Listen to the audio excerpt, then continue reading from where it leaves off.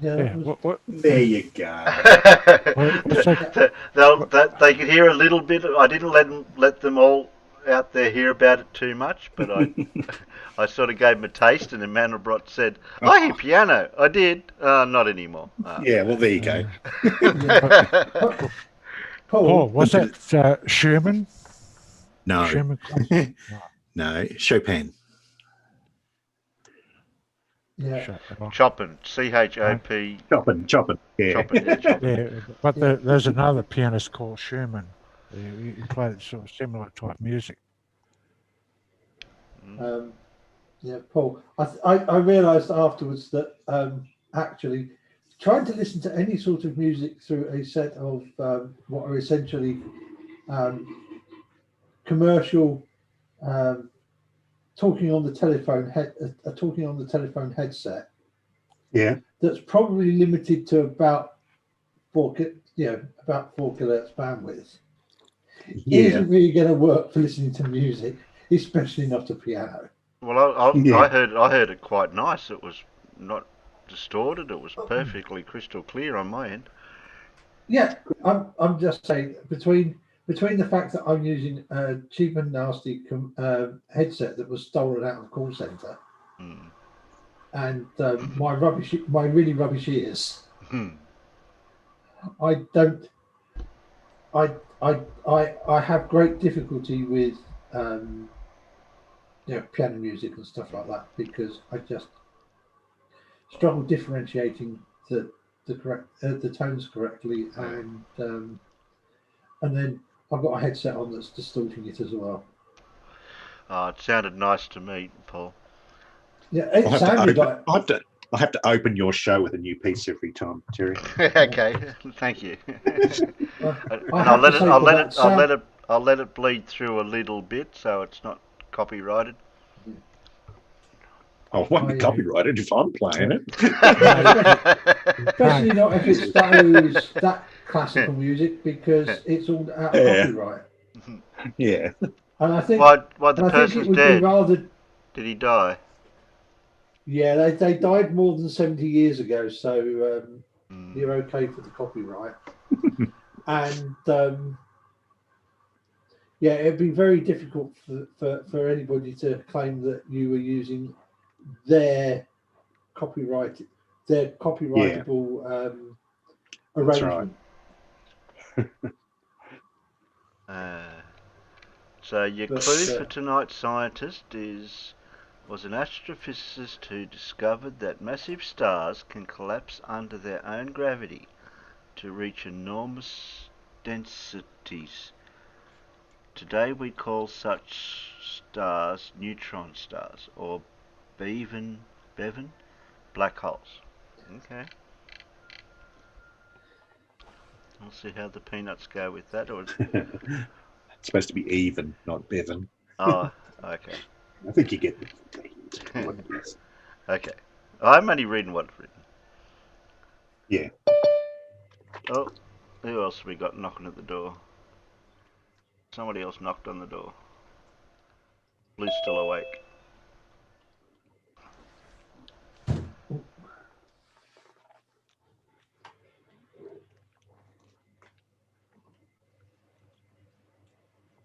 Testing, testing.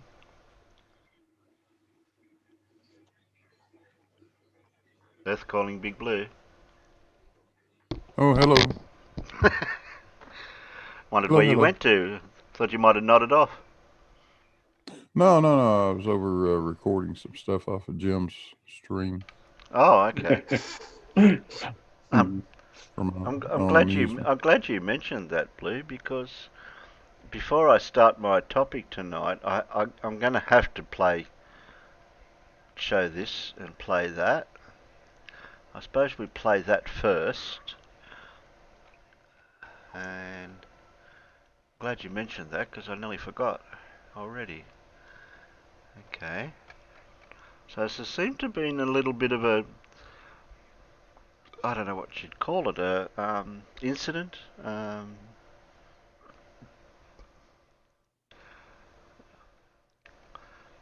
Anyone know who Nathan Thompson is?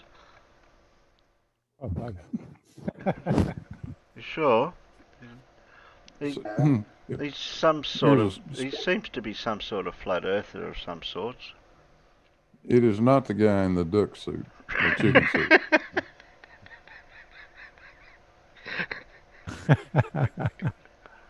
I think he's the one going for the Clint Eastwood, isn't he? Okay, we'll play. Beard-wise.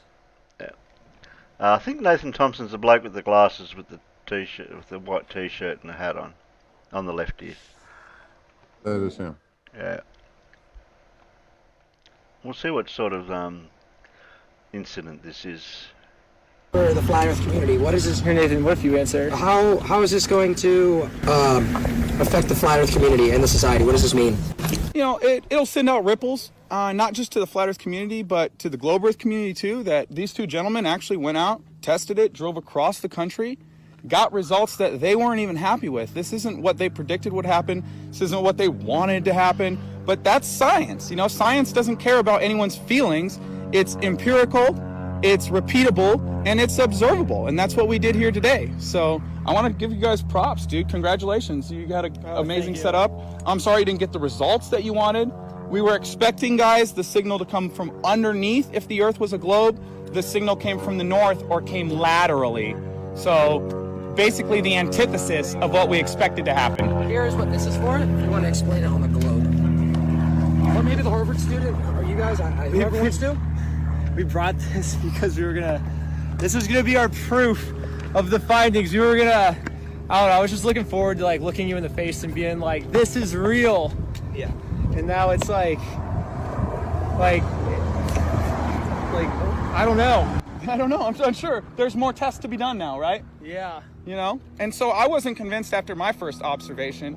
Repeatable. Science is repeatable. So we should be able to do this every day from any location on Earth and get the same results, or it's not science. So, Well, it's definitely not a globe from the conclusion we got. It literally can't be, just because it's in the range enough where it can't be a globe, if that makes sense.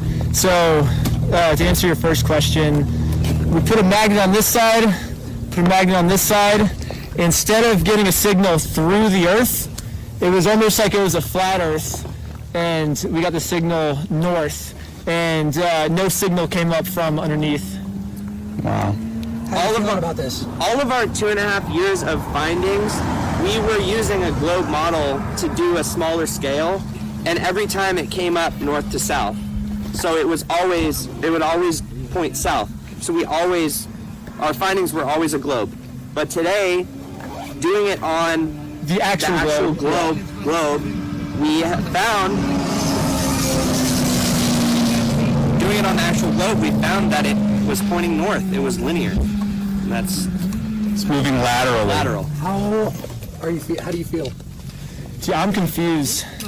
I'm definitely confused because, I never expected this. We've tested this dozens of times with the smartest people we know in labs at our school, and we never expected this. We're just confused. So, Nathan, even though they're from Harvard, I would consider you the expert on this topic now. Do you have any advice to give?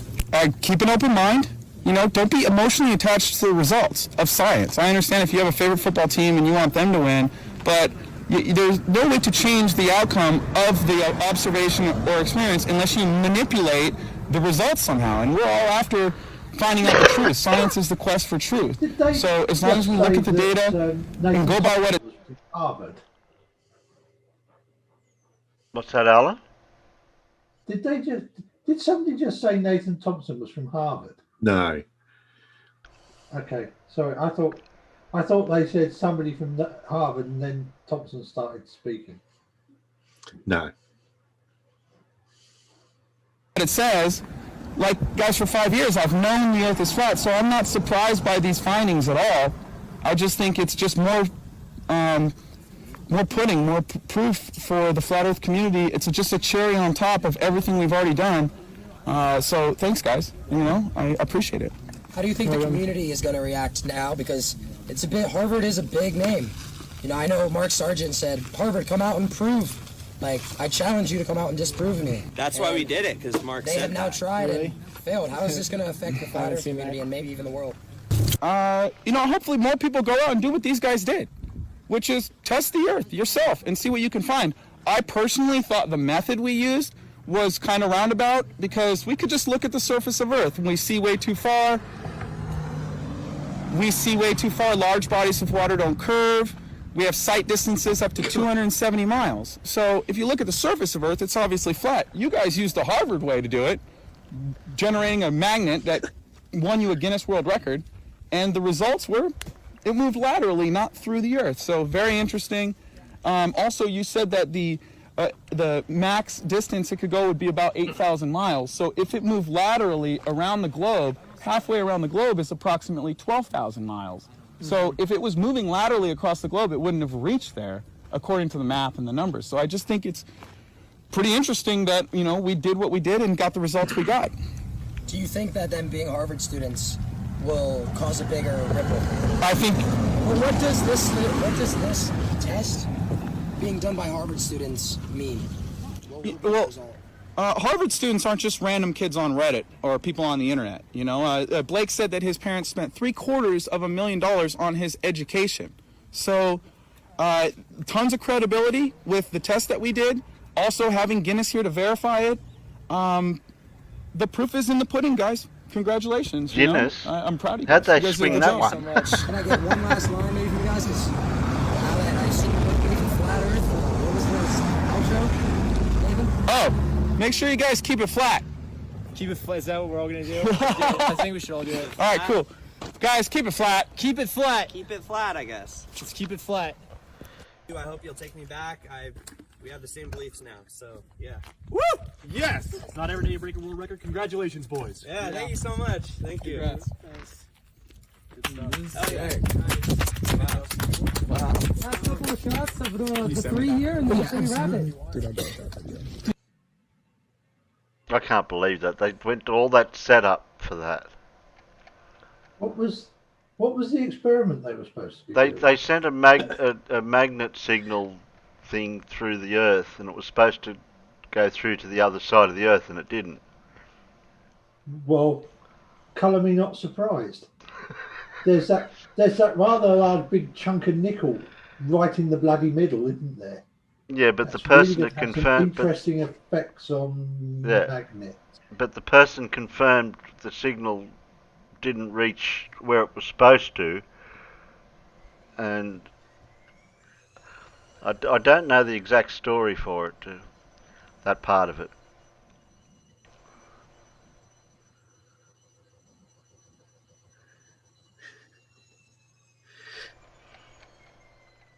But I've got an extra bit for that. I know some peanuts are asking about it. Yeah, it was supposed to be some sort of signal that they sent through with a magnet through the Earth, and it was supposed to end up where, like, being on a globe, it wouldn't have ended up on the opposite side anyway because of the core. No, that's their claim. It's somehow or the other traveling across the surface, the flat surface, and coming in from the wrong direction. What the hell ever that meant. None of this makes any sense. Now I do have. But the chickens, the secret really is in the chicken suits, though. Yeah, it is. Yeah, Those special chicken suits, weren't they? Yeah, they are. They contain iron, according to Nathan, which protects the experimenters from these horrific magnetic fields that their car battery powered magnet generates. But they used chicken suits because they couldn't get the normal suits for some reason. Oh yeah, there's some story to that. I don't know what it is, but the chicken suits are a good substitute apparently. Oh yeah. The only There's no way. it was not science. There was no egg involved. I would not even have thought that Nathan Thompson is this stupid.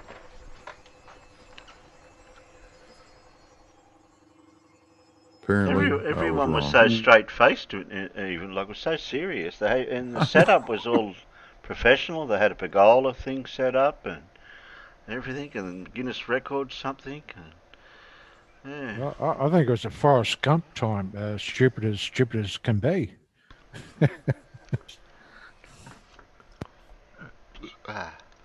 Now we do have a Gem Panda thing that we can play. I don't know how long after this happened for when it came onto Gem Pandas, when Nathan came onto there. So we'll listen to what happened. This is the aftermath of it. So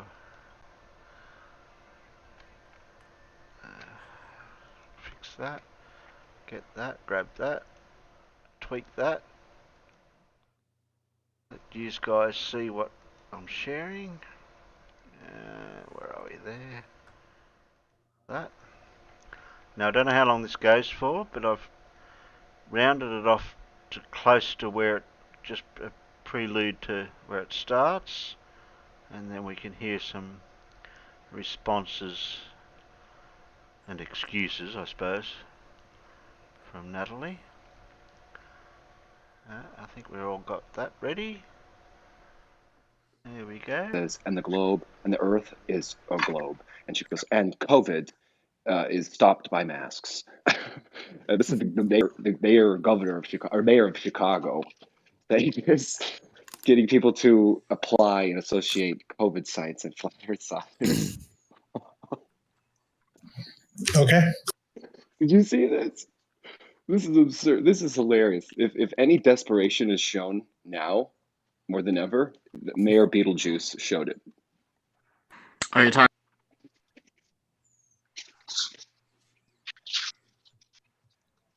What'd you say, Roman?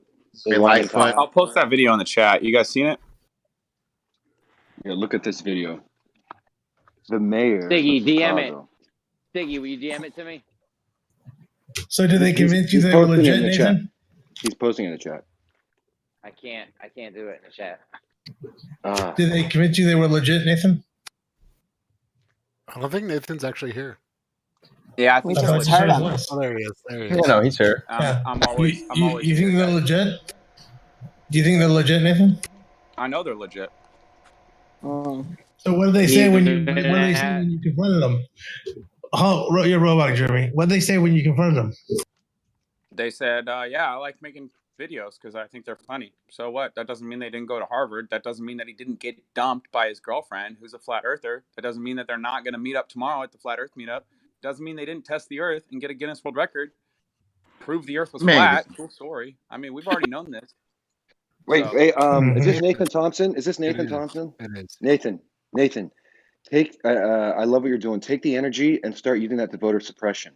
Change it for a little bit. No, seriously, put this energy into getting people passionate about voter suppression, and that would change the minds of the people to go against the media. Get people to turn against the media. Voter suppression. You need the same energy that you took to Flat Earth and put it to voter suppression. I'm talking to relax. I'm just saying. I know, but you interrupted to do it. You interrupted to do it. You don't think it was a very polite interrupt. You don't think sharing Flat Earth gets people to distrust the government? Hold on a second. Wait a second, Michael. Here's the thing. Trump is not running under a more government approach. He's in a political alignment approach. He's trying to align both parties. All right, let me just ask Nathan one thing real quick. What the fuck did you say? Hey, control your mouth, Grandma. Nathan, did you see the guy's YouTube channels that with the duck suit? Why does Jeremy robot all the time? All the time. Jeremy, you're roboting. Stop talking. Yeah, maybe you want to type your question in the chat because that was hard. Yeah, Nathan, just look at, because I think Trump's going to pull the NASA card later. I don't think he believes in all that because he gave NASA endless funding to get into Mars, and they said no. You know, think about it. You got to get. Go ahead. It's gearing up to be quite the Dreyfus affair. I mean, once the Supreme Court won, I mean, they're probably just going to do like a false flag attack or something like that. They just threw it out. At the Supreme Court level? States. I don't think they're addressing the Nathan Thompson thing as much, going by what I'm listening to. I wasn't not there with at the Lemon time Bird to in know. there. Come on. Pardon, Alan? Yeah. With Lemon Bird and Jeremy in there with them. No, they probably aren't addressing Nathan Thompson because, like, you've got two more people who just love the sound of their own voices, haven't you? Mm. Oh, it just comes and it goes. Ah.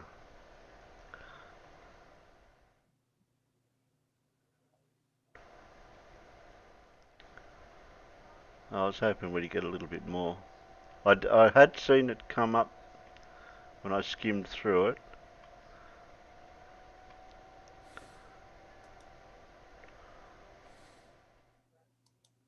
Yeah, we might not get actually any more out of it by the sound of it.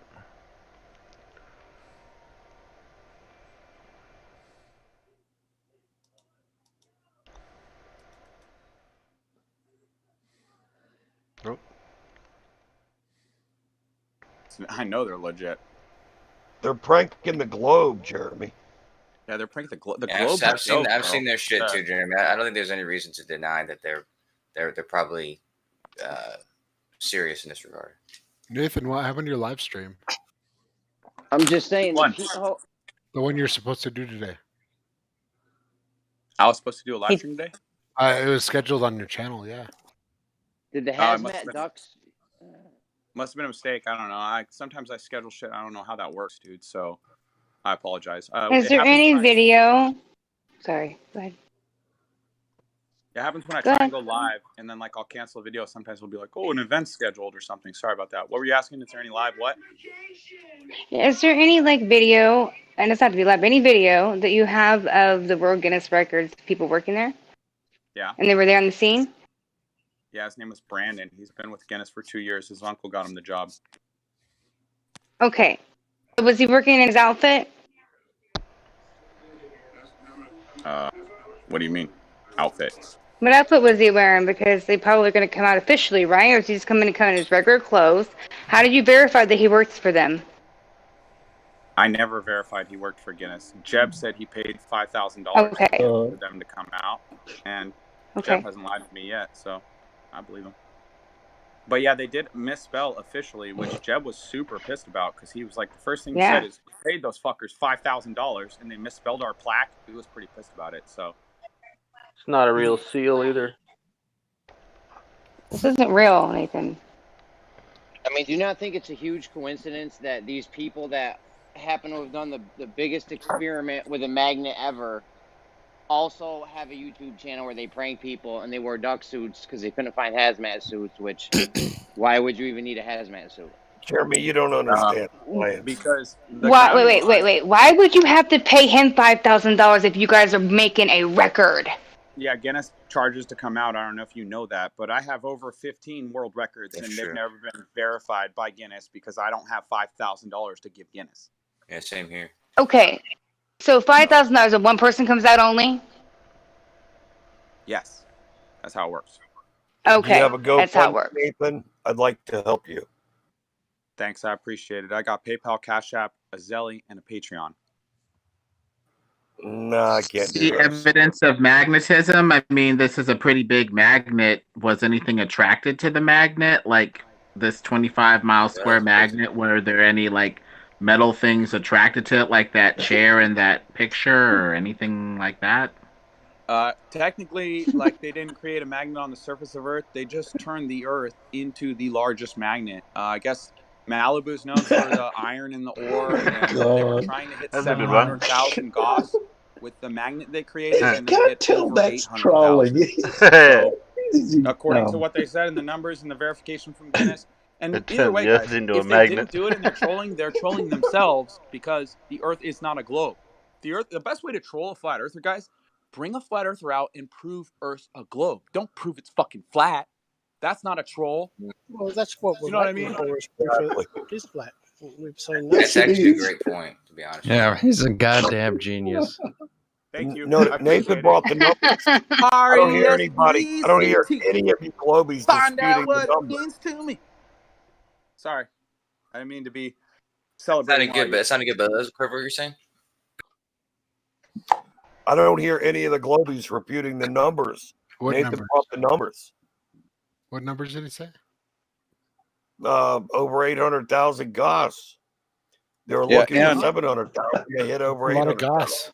How many they've Tesla? been building this magnet for 2.5 years with Raven, Max, Alex, Ben, and Blake, and fucking Harvard. So they've been doing. And this magnet was supposedly powered by a 12-volt battery. That's what. Best I can tell, that's all they. What?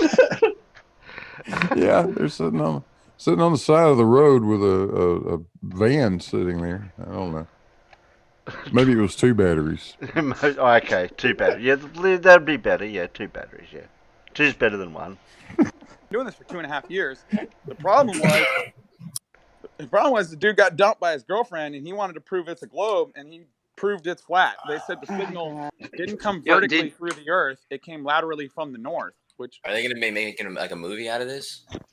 Don't you need that's what we're something doing. solid to make the magnetic field coherent, like a really big magnet? I don't know. Are there ways to make Earth a magnet without having a huge, magnet of some sort, like like a big 500-pound magnet I'll or post whatever? a picture of it in the chat. I couldn't get too close. The director got super close, and it fucking buzzed the shit out of him. I thought he was dead, dude. Did you have a compass? Hold on, Lemon. What was Nathan, that? did you have a compass? Oh, No, I didn't have a compass. Who the fuck walks around with a compass for no reason, Jeremy? You guys, you got one on your phone. You can't see it unless I point it out. But if you look next to the box on the left, there's a grounding rod. So the grounding rod was connected to that little magnet generator, and the magnet generator was connected to the laptop, which measured the Gauss, and the Gauss is connected to a car with the power that they had, which took like 2 hours to charge up. It wasn't like, oh, they turned the car on, they had 800,000 Gauss. It was like 2 hours of charging. And apparently they couldn't get the real hazmat suits. The duck suits they had did have some type of material, and our director got shocked. I heard it. It sounded. The bit that he said about they had to power it up in the van. He probably didn't even go and look in the van to see what was going on there. No. I don't even think he did any of that. The other guy probably pretended to be affected by it so he wouldn't go close and look at it. Yeah. So they pranked him. Yay! Yeah, I think we can get the gist of what the rest of that's going to be. Yeah. Okay. But I mean, Blue was in there. What did Blue have to say? They're literally telling him that he's being pranked, and he's doubling down and saying, no, it's real. Yeah. No, I don't think we're going to get any more out of that for now. But we get the gist of what's going on. I mean, it's ironic, isn't it? That they won't believe what real scientists will tell them, but they'll believe this horse shit, like, easily, without any verification or anything. Jinx, you have to ask a bunch of BS with a question mark tagged. Really?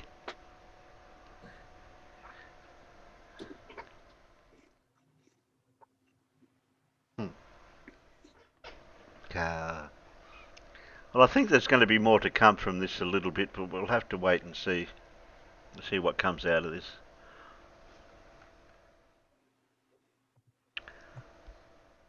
What's wrong, Pip? If I want to see Jim's Discord, I can go to Jim's Discord.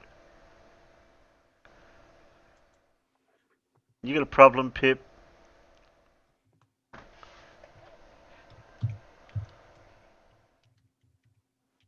It had context. We weren't just playing Jim's Discord.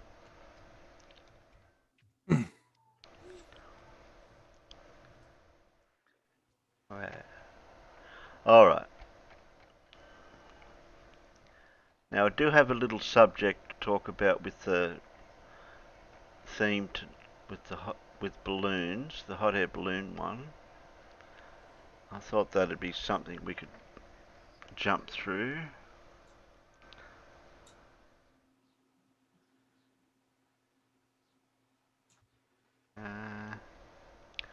have I got for that? Stream topic.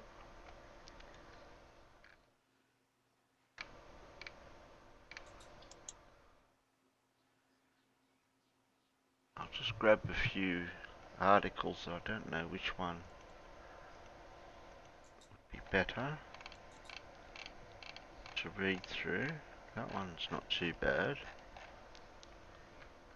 A few different articles have different information. Each one,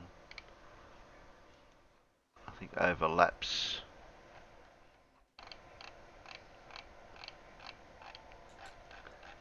Some are a bit more concise than others. What else have we got here? Just that one.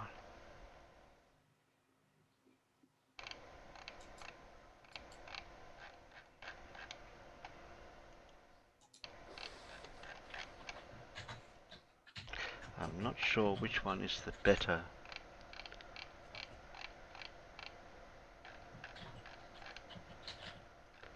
I was trying to find the right information to do with this. This is the problem I had trying to find the information. There's that one. How much info has this one got?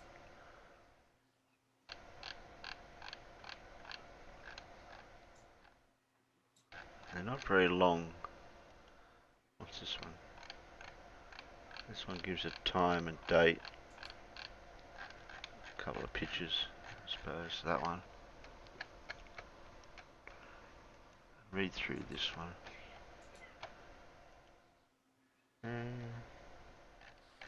Yeah, we'll try that one and see what we get. Okay. If you can see that.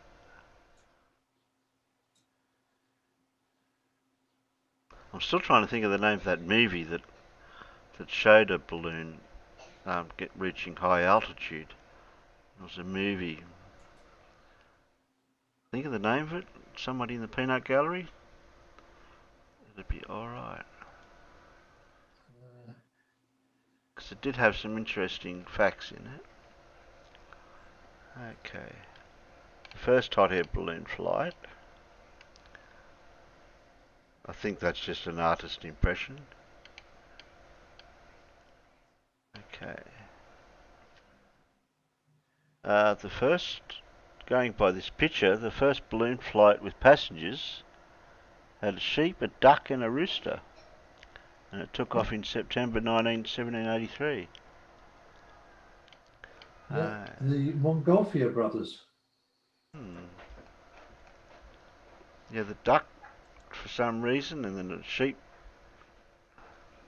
Well, they wanted to make sure that going up in the air wasn't going to kill anybody. I think it's a Logitech mouse, Rainery.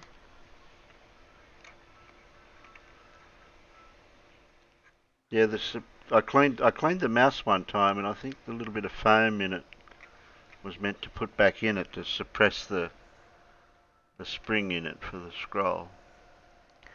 In 1783, two brothers demonstrated their invention, the hot air balloon, before a crowd of dignitaries in Annonay, France. Joseph Michael and Jacques Antoine Montgolfier, prosperous paper manufacturers, a high-tech industry at the time, experimented with lighter-than-air devices after observing the heated air directed into a paper or fabric bag made the bag rise. After several successful tests, the brothers decided to publicly demonstrate their invention. The Montgolfiers built a balloon made of silk and lined with paper that was 33 feet, 10 meters in diameter, and launched it with nobody aboard from the marketplace in Annonay on June 4, 1783, according to Encyclopedia Britannica. Okay. The balloon rose to between 5,200 and 6,600 feet. That's pretty precise to work out the actual height. 16 to 200 meters, 2,000 meters, and stayed aloft for 10 minutes, travelling more than a mile, about 2 kilometers. Word of the brothers' success quickly spread, and a demonstration for the King of France was planned for this flight. The brothers enlisted the help of Jean-Baptiste Revelin, a successful wallpaper manufacturer, according to the Palace of Versailles Museum. The inventors constructed a balloon about 30 feet, 9 meters in diameter, made of taffeta and coated with a varnish of alum. I'm not sure of the chemical, whatever you call it, the word for what that is, for fireproofing. Revelin's influence was apparent as the balloon was decorated with golden flourishes, zodiac signs and suns, together symbolising the French monarch of the time, King Louis the 16th. Okay. The first passengers. There was some concern about the effects of high altitudes on humans. The King proposed to test using prisoners, but the Montgolfiers instead suspended a basket below the balloon containing a sheep, a duck, and a rooster. The idea was scientifically sound. The sheep's psychology was thought to be similar to a human's. The high-flying duck was unlikely to be harmed, so it was used as a control. Sounds like a scientific experiment when you got the control, the variable and whatever. And the rooster was included as a further control because while it was a bird, it did not fly at high altitudes. Okay. Oh. The balloon and its animal passengers lifted off on September 19, 1783. The flight lasted 8 minutes and was witnessed by the French king, Marie Antoinette, and a crowd of 130,000 people. Well, a crowd of 130,000, they didn't say what it was people or not. The device flew about 2 miles, 3.2 k, before landing safely.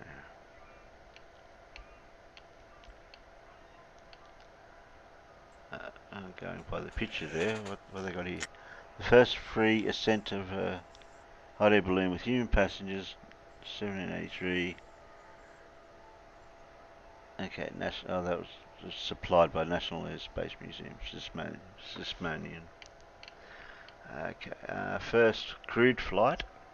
The Montgolfiers' next step was to test a balloon with a person as the passenger on October 15, 1783. The brothers launched a balloon on a tether with Franco,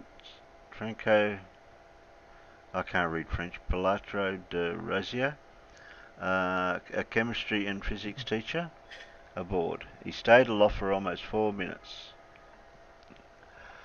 About a month later, on November 21, Pilatro de Rosier and Marco de Alandres, a French military officer, made a first free ascent in a hot air balloon.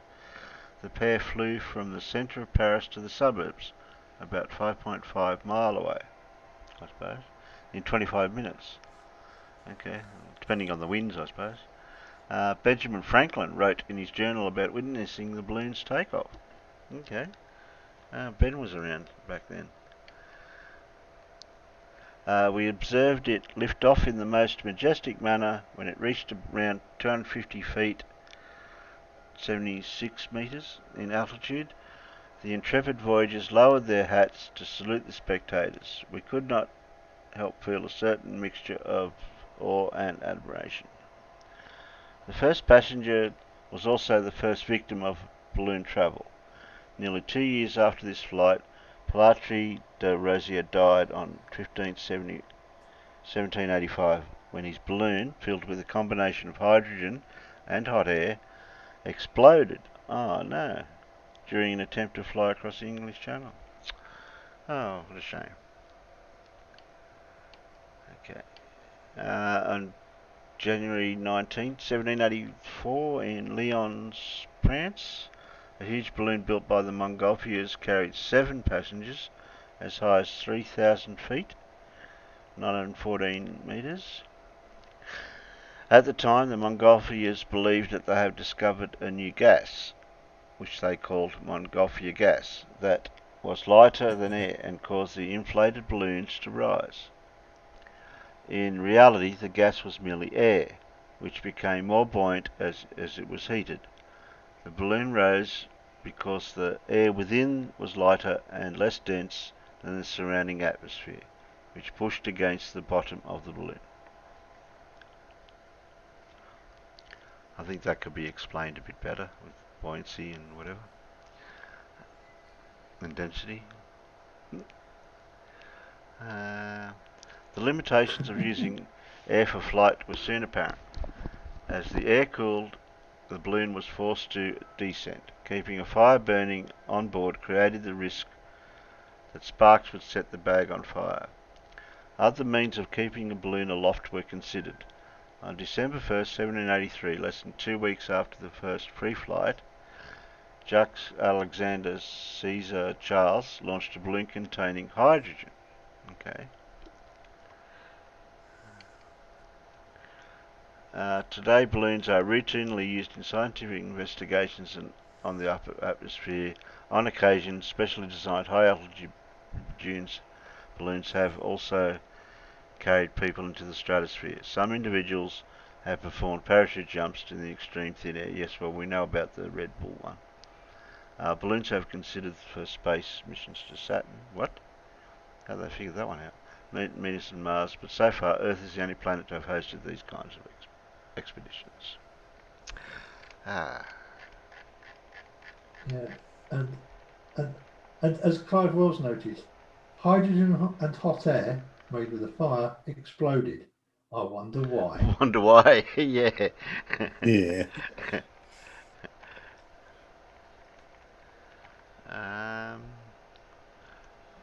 Swap them around. I think some of these are going to overlap with some of the information. So we'll go to that one or that one.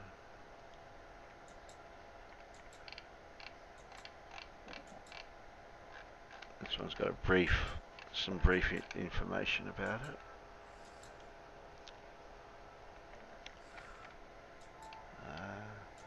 Rising from the embers, a look at the first hot air balloon. Inspiration for the first hot air balloon reputably came from while gazing into a fire, contemplating military assaults.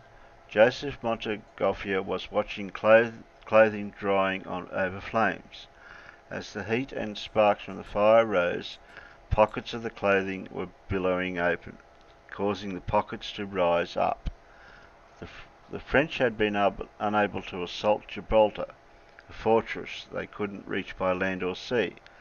It occurred to Joseph that if French troops could somehow be transported in something that lifted them, such as the pockets were being lifted, they would have their chance of successfully penetrating Gibraltar. Isn't that a sort of a common theme in history where necessity is the invention of something to do with war in certain cases? Oh, most good. Most of the big tactical advances have been made in the pursuit of military victory at some point. I think the saying is that necessity is the mother of invention, Terry. Yeah. Yeah, I was going to mention that because I was trying to think of the rest of it. Yeah. Montifier gas. Not knowing what it was that made the pockets reach as they did, Joseph believed the fire created a special type of gas. He would later call this Montigolfier gas. A gas he thought caused levity. With this information, he began to create the first model of his hot air balloon. First concepts.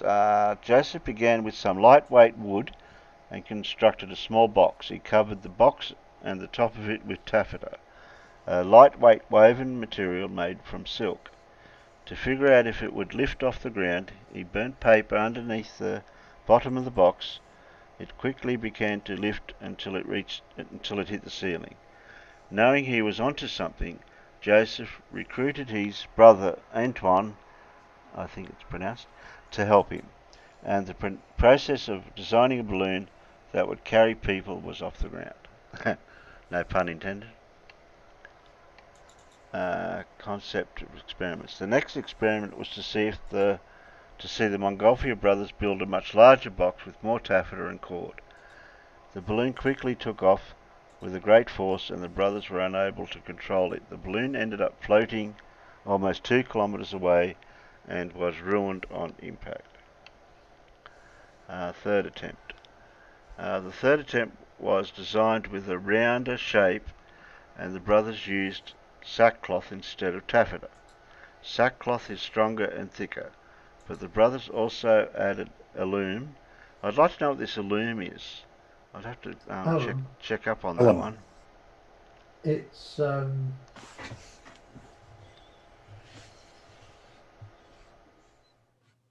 Well, as it says here, the alum was inside the sackcloth to prevent fire. The alum was made by a man named Revelion, a manufacturer of wallpaper. So I thought alum, like it's almost like a word similar to aluminium, but it's not. It must mean something else. It's pronounced alum. It's pronounced alum. Okay. Wanting to establish themselves as the first inventors of flight, the Montgolfier brothers invited dignitaries from surrounding states to witness the flight of their balloon on 4th of June 1783.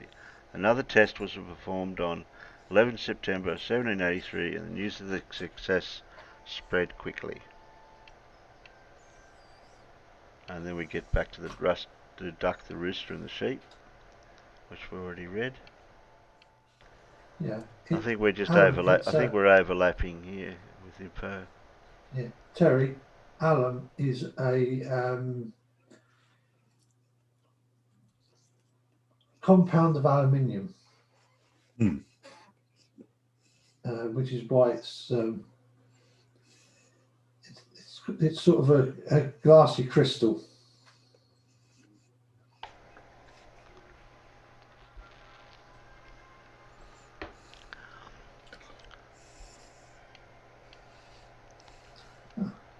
Potash alum.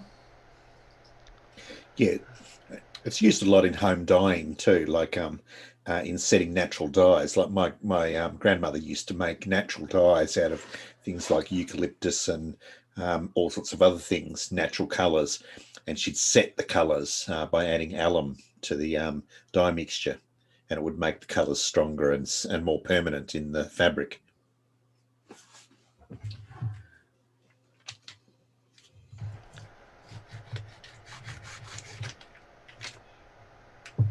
Yeah, I think we're overlapping there, that one. I was hoping I'd get some more information about that, but there wasn't a lot to go by.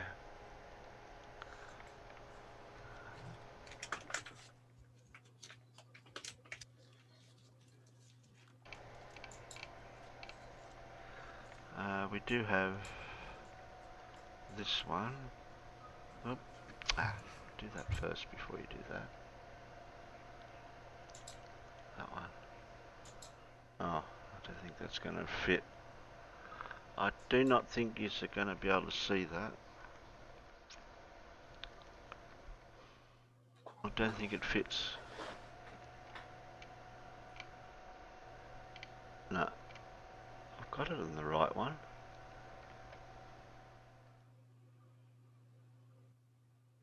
Make it worse or better? No, that makes it worse. That makes it worse too.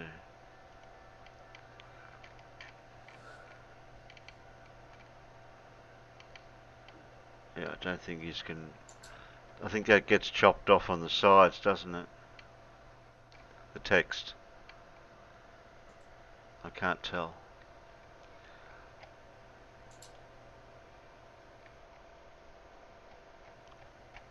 Yeah. Ah, bugger. Why does it do that? I haven't got it set for that one. Sorry to have myself on mute. No, it looks good, mate. All fits in. What, the text? Yep. Where No worries, mate. it says the history of hot air. Yep. Yeah, it doesn't. It is in the Zoom. What's it like in there? Yeah, I don't know what it looks like out there. Yeah. I can't change it on the fly at the moment.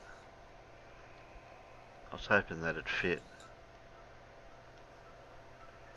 Yeah, it's a little bit wide on the outside. Yeah. Yeah.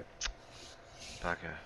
Yeah, it's right across the whole screen on there. Bugger.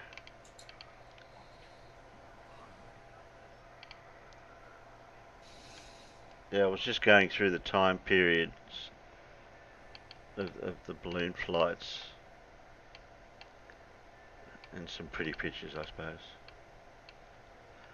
1784 first balloon flight in the UK.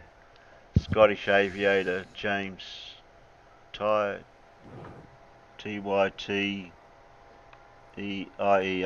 Tytyer, became the first Briton to fly a hot air balloon, making a flight over Edinburgh.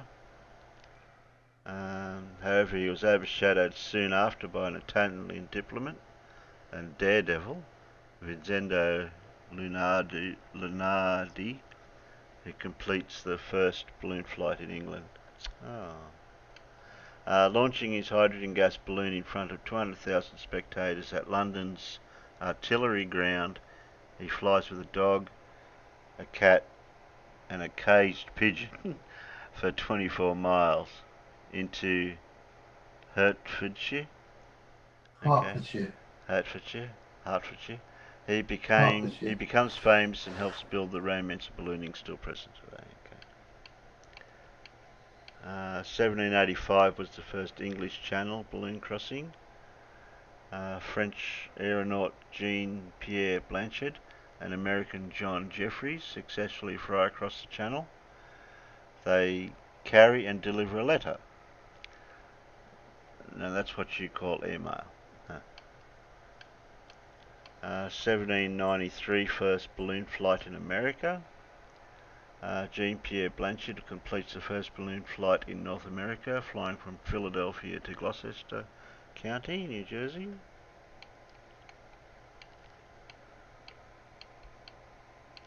So I suppose it was a bit of a novelty back then for something like this to, getting up off the ground and flying around and floating around, I suppose. But how they were controlling the direction they were going? That's the big thing. 1836 first long distance balloon flight. The Great Balloon of Nassau, 85,000 cubic feet in size, is flown by UK balloon enthusiast Charles Green, 800 kilometres, 500 miles, from London to Welberg in Germany in 18 hours. More than 160 years later, Virgin Balloon Flights flew his great-great-great-nephew in our big red balloon over the Cotswolds. 1870, hot air balloons used at war. Another first in the history of hot air balloons was when they were used for military observation during Franco-Prussian War. And a French minister makes a dramatic James Bond style escape from a besieged Paris by balloon. And then we get into more recent history. In 1906, ballooning grows as a sport. Interest in ballooning as a sport grows thanks to the annual Gordon Bennett Balloon Trophy races, founded by American journalist James Gordon Bennett, when a group of hydrogen gas balloons flew from Paris its first took place in 1906, pausing only for World War II, and continues today. Okay. We're getting into the more future events there. We'll look at those ones later, because then we'll get into the blips and those type of things. Alright, stop share there. I don't think I've got, no, I haven't got a video for that.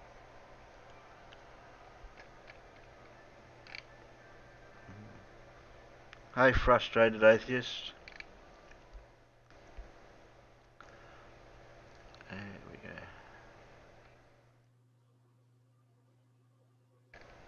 Haven't spoke to you for a while. Usually I speak to you over on Neil's channel, but I haven't been on lately.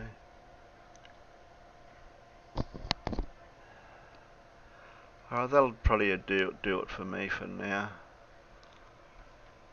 I'll see what I can find out a bit more about balloons and the blips they used for, like the Hindenburg, what's it called? Hindenburg or something? That'll be a bit later on in history. Yeah. Paul, I think Clive Wells has had a go at your scientist clue. Yeah. Oh, okay. Oh, you reposted the clue, did you? I reposted it. He was asking about it, so I reposted it for him. Yeah, okay, good. Yep. Well, I couldn't even pronounce his name. Yeah. Yeah. Shortened version of his name is Subi. Yeah. Yeah, he needs to shorten it. Try to walk up to him and I say his full name. Oh, yeah. Did we miss it? Clive's got it right. Oh, apparently we missed the right answer ages ago. Yeah, okay. I know John Stock got DM'd me the right name internally. Did he spell it right? Yeah. Because he looked it up. Yes. Yes, John. Not supposed to cheat. Oh, Terry. I'm going to tease you about that all the time now, John. Yes, John. Crikeys. Well, you spelt it. That's why I said you spelt it right. That you shouldn't do that. You got to spell it slowly wrong. I'll spell it wrong next time. Okay? Yes, right. That way it doesn't look obvious that you copy and paste. Yeah.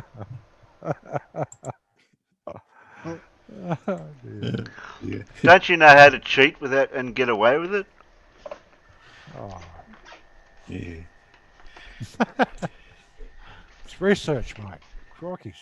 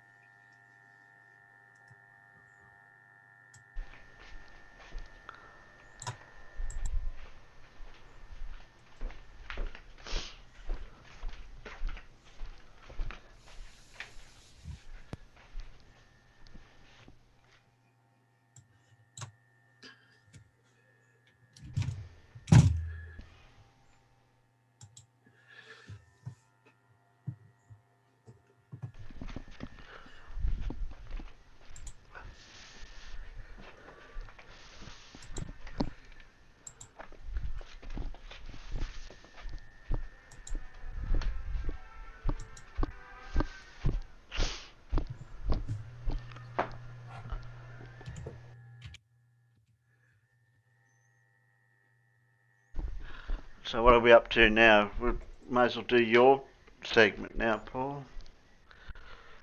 Okay.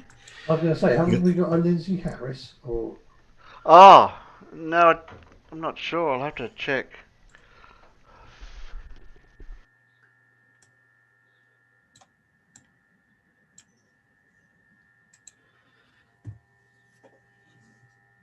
because at the moment we seem to be the only people looking at Lindsay. So Yeah, I think Conspiracy Cats had a little glimpse of him. yeah. Yeah. But I mean, on the whole, people aren't hammering into him like I would have expected them to. Yeah, he seems to be a bit. He doesn't seem to be very popular, but he won't come on my channel because it's you know, Too small. Too small? Yeah, maybe I'm too small. Yeah.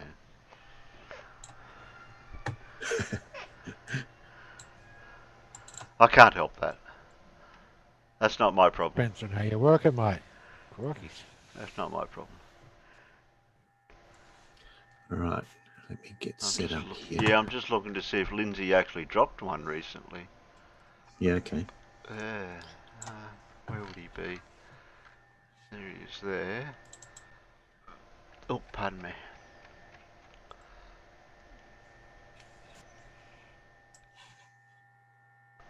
He probably hasn't changed his batteries on his camera lately. No, he hasn't done anything for a week, by the look of it here. No, he seems to be a bit behind. Perhaps he's on new meds. Well, he's trying to find new batteries that last longer. No. Negation physics is very, very difficult stuff. Oh, yeah. It is, isn't it? Yeah. He's probably doing research. Oh, well, the Nathan Thompson Gem Panda thing, I'll have to do that for that then. That counted as derp, did it?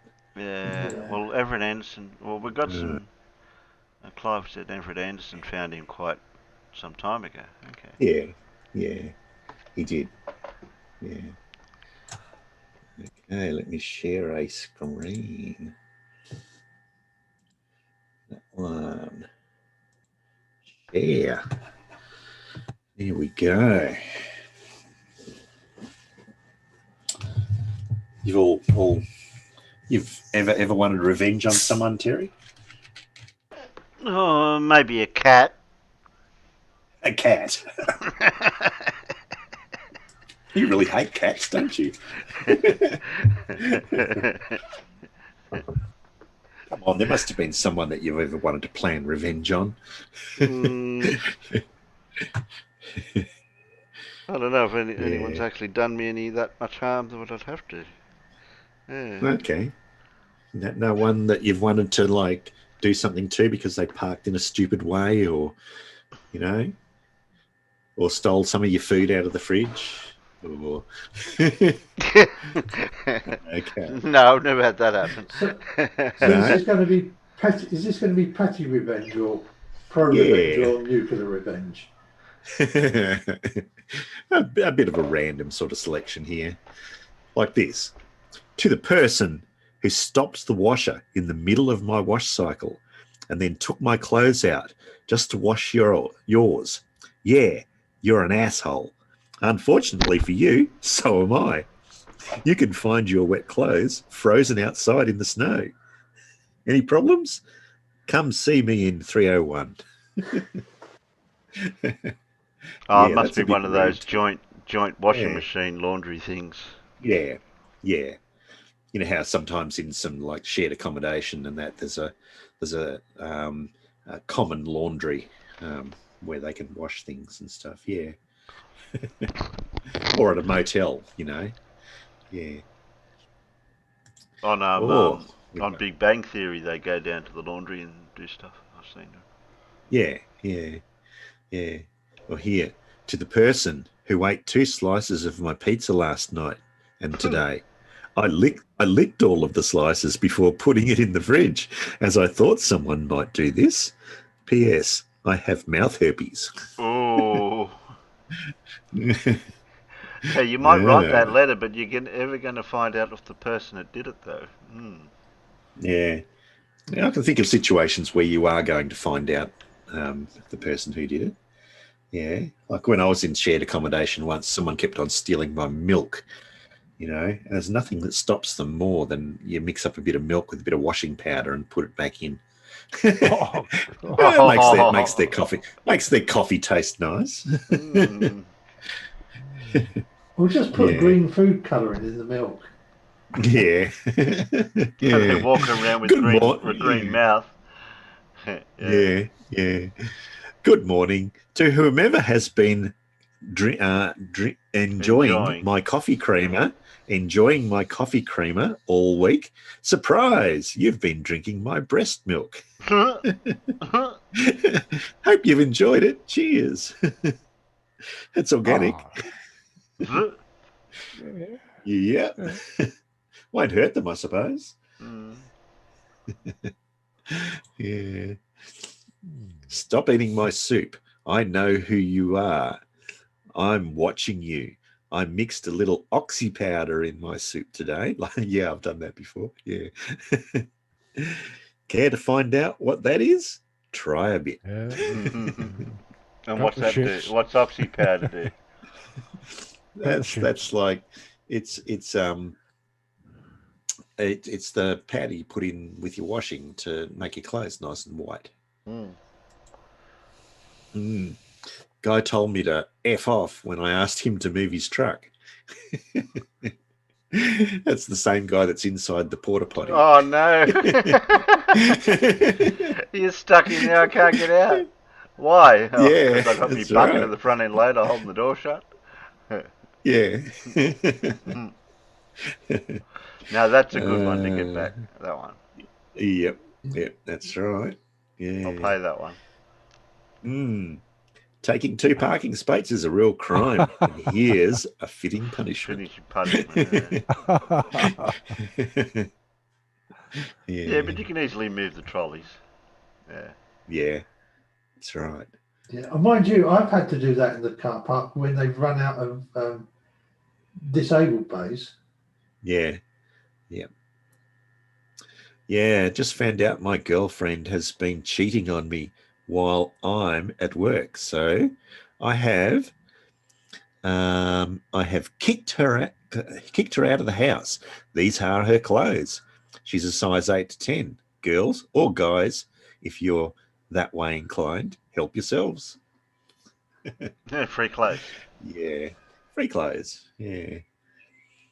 And this is what you do if your ex breaks up with you and you've got a spa. Oops, man fills wife's hot tub with manure after served with divorce papers. Oh dear. That's a shit thing to do, hey? That's a shit thing to do, yeah. Yeah.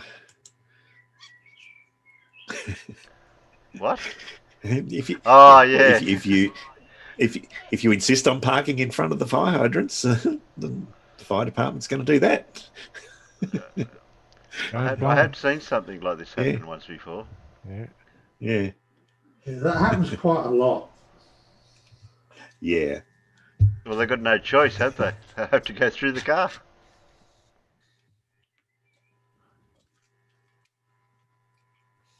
Right. Oh, somebody had some spare crayons laying around. Yeah. Don't you carry chalk in your car just for this reason? No.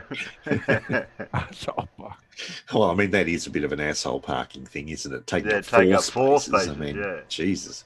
Yeah. Yeah. I'd be doing more than just writing chalk on the pavement. Yeah. Ever scared someone's going to take your car away? Oh, it's a good way to lock it up. Yeah. Why would you bother? Yeah, why would you want to take that thing? Yeah, exactly. Why? Yeah. Leave the keys in it even. Yeah. Well, if you park like that, you have to be an idiot, don't you? You park in the middle of nowhere. Yeah. Yeah. Motorcycle parking only. Yes. Yeah. Don't come out and take your bike until that person comes out and finds the bike behind it. Yeah. That's right. Having a bad day? No worries. Just call this number and take it out on me because I'm an asshole and I deserve it. Prank calls welcome. I think that somebody's pissed off with somebody else and has made a notice to hang up on in the public.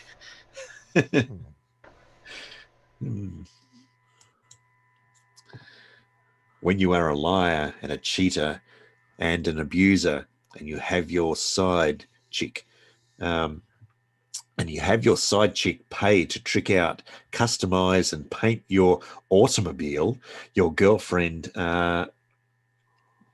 ex, who worked her ass off to get you, that vehicle has it. That vehicle has it repoed. Bye, Batman. So she paid for his vehicle. He left her and she repaid the vehicle. Wow. Yeah. I would like to say congratulations to Shara Cormier and Patrick Brown. They are expecting a baby. Hope you are both really in love, and I hope it works out. Always, Patrick's wife, Tanisha Brown. And it's been put in the paper or something. In the paper, yeah. Yeah. On a big billboard in the city, yeah. Hi, Stephen. Do I have your attention now? I know all about your dirty, sneaky, immoral, unfaithful, poorly endowed slime ball. Everything's caught on tape. Your soon-to-be ex-wife. P.S. I paid for this billboard from our joint bank account.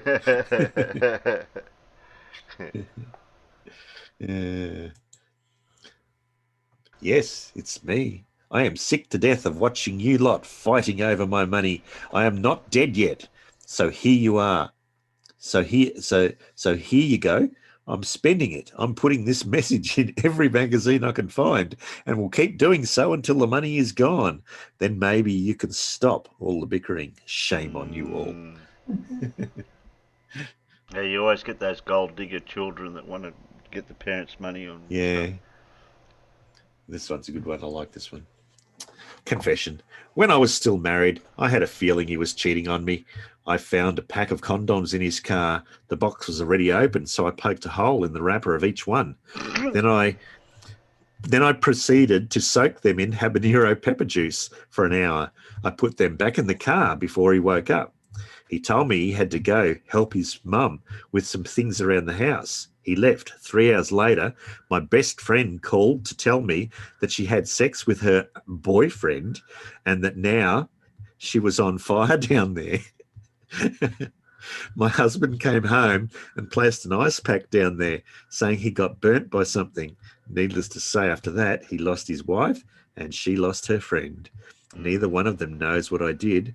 Now, if I see either one of them, I always ask, where's the fire? Yeah, where's the fire? Yeah. Yeah.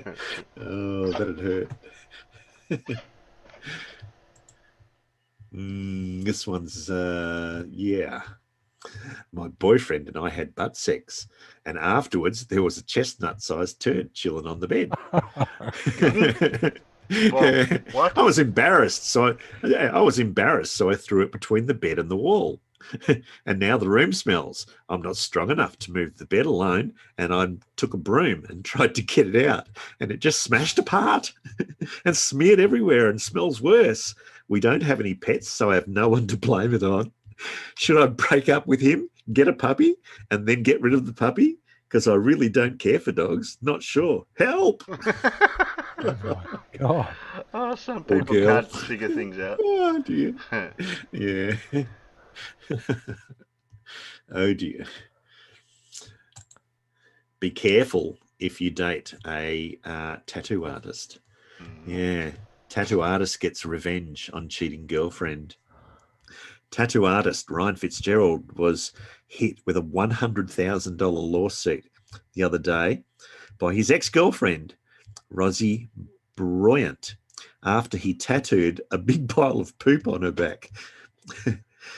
Rosie claims that her boyfriend was supposed to tattoo a scene from Narnia on her back, but instead tattooed an image of a pile of excrement with flies buzzing around it. Apparently, Ryan found out that Rosie had cheated with a longtime friend of his, but instead of confronting her about it, he acted like everything was normal and hatched a plan for revenge. Moral of the story, yeah, Never cheat on a tattoo artist. Yeah. Yeah, come and have a look at my new tattoo I just got done. Yeah. It doesn't look very much like Narnia to me. No. No. Oh dear.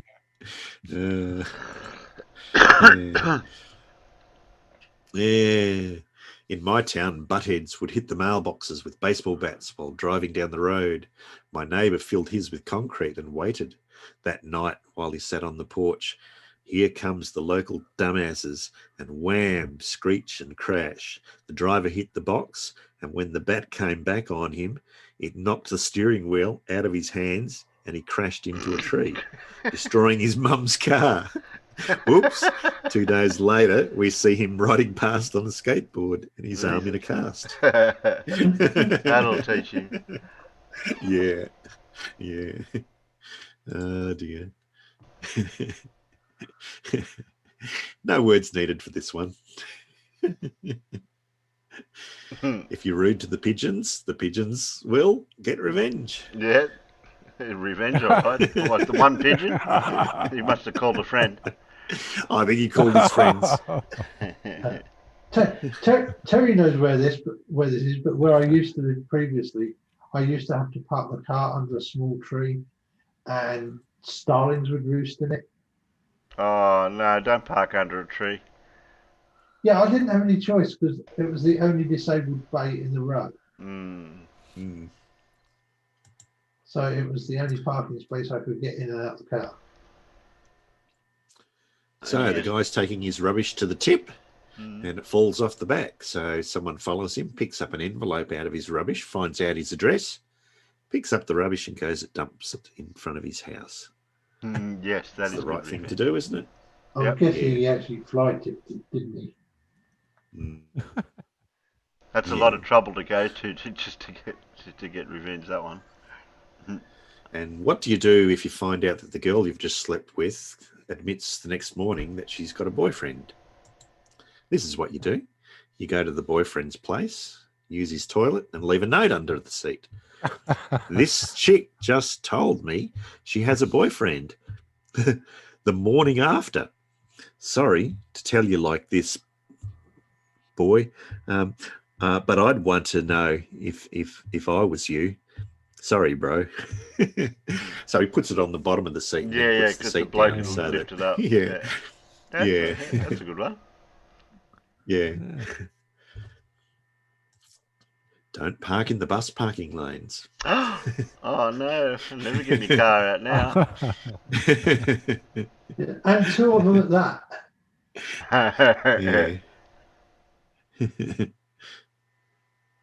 Yeah.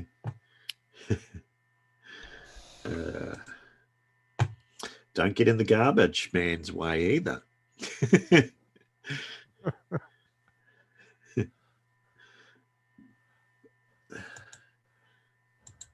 Oh, I'll go back to that one.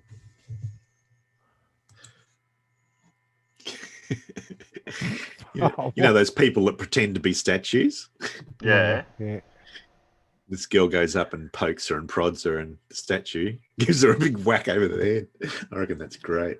I've seen one of those ones too. A different one, a bloke. Yeah, a bloke. She deserved that.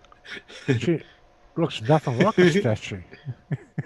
Yeah, I've seen a bloke. The bloke that's a bronze bloke, or he's all silver or something, and somebody antagonises him too much, and he actually knocks him out. Yeah. I am a thief. I stole a girl's phone from the Panera Bread, and I work at downtown Evanston on Saturday. Unfortunately for me, I was arrested last night, and the cops found the phone I stole and got it back to the girl it belonged to. Stupidly, I had logged in on the phone to Facebook and Twitter, so now the owner can type whatever she wants on my accounts. Karma's funny like that, huh? Maybe this will teach you some honesty, and you'll be smart next time not to take things that don't belong to you, idiot. Have you figured out what's happened? Yeah. He stole a phone and he logged into Facebook, and then he got caught and the girl got her phone back, but she's now able to post anything on his Twitter and Facebook accounts because he logged in on her phone. And this is actually a message from her to him on his Facebook. And 4 others. Yeah. To whoever called the police on my lawn instead of talking like a good neighbour, your move. Oh dear. This is a good notice to put on people who can't park properly. Many 3-year-olds have trouble staying within the lines. Maybe if you practice colouring this turtle, it will help your parking. Yep. And what do you do if someone parks half in the disabled parking spot and half on the walkway to the shops? You open a bottle of jam and pour it all over their car. Oh, I'd be doing something different than that.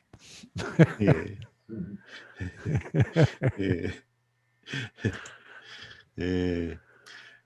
Making fish tacos for the guy at work who keeps eating my lunch. Friskies. Cat food. That'll do it. Yep.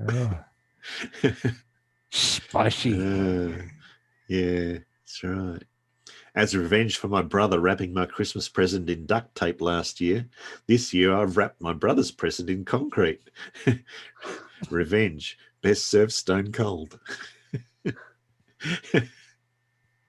Supplied a hammer with it. Yeah, that's right.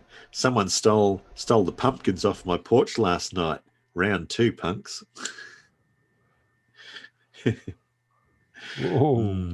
Yeah.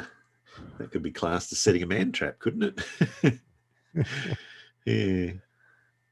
Anyway, that's what I had for you with regard to that. Well, that last one, you'll get the point. He will get the point, won't he? Yeah. All right. Let me get up a. Punchy, are you coming in tonight, or is it a bit late over there for you, over there in Canada? Idiot.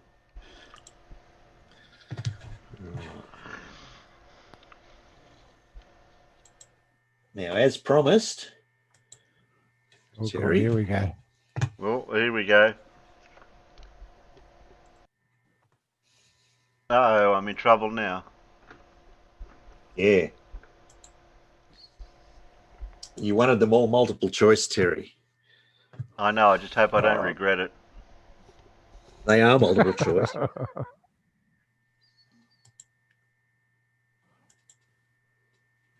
No one said they had to be easy, though, did they? No, they're not that bad. Come on. Yeah, I never quite got the fine print of this one. Okay, I'll misspell everything, righto?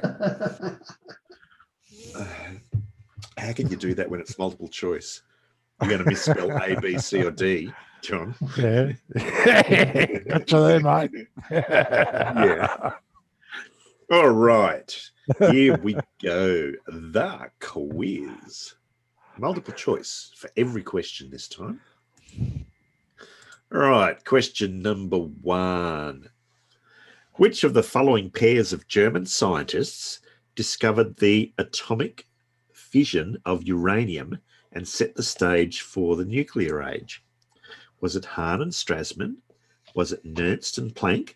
Was it Ostwald and Heisenberg? Or was it Bohr and Rutherford?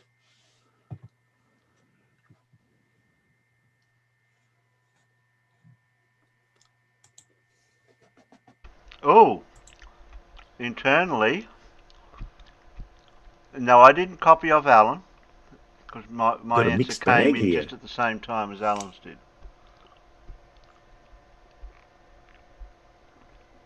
It was an educated guess, that one.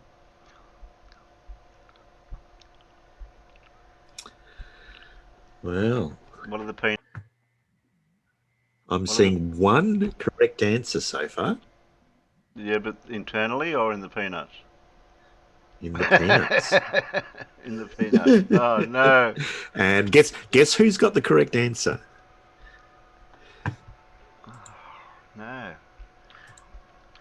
There's a hint for the rest of you.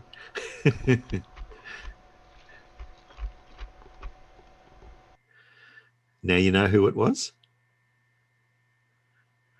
It was Otto Hahn and Fritz Strassmann. Ah. Okay. Well, way That's off. who it was. Well done, Clive. Okay. Question 2.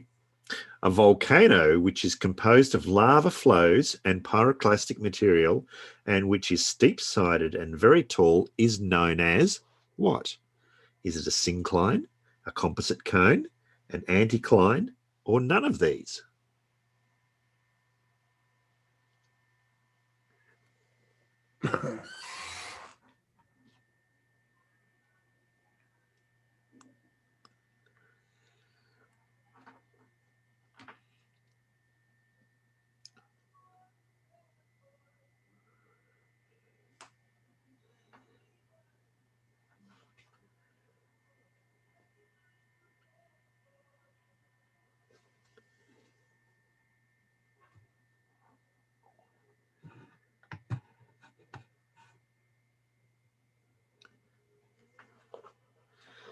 Okay, we've got a correct answer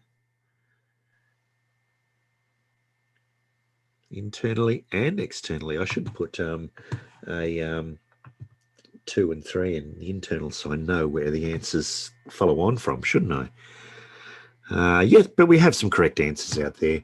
I've got a little graphic here which will help those that don't know. What happens is the lava flows out, then you get a pyroclastic flow which goes on top of the lava, and then another layer of lava would flow out over the top of that. So it's like a composite material. All right, so it's called a composite cone. So the answer was B, a composite cone. Sorry, Alan. Oh, never mind. All right. Question 3. The force acting between 2 point charges can be computed using which of the following laws? Is it Ohm's bugger. law? Is it Ampere's law? Is it Coulomb's law or Newton's second law?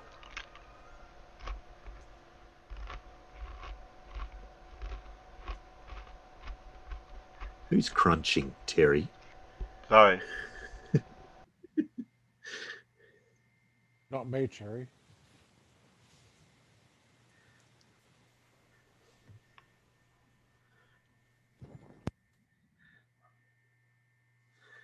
I'm copying everyone else. You better be right, Blue. Everyone else. Yeah, we seem to know this one. Now, I'm glad you all know your physics. It is, in fact. There's the 4 laws, by the way. And the only one that really matches there is, of course, Coulomb's law. Coulomb's law, C, was the correct answer there. Well done, everyone. Osmoregulation is concerned with what? Is it concerned with excretion, ionic regulation, control of the body's water content, or carbon dioxide regulation? Which one of those is osmoregulation?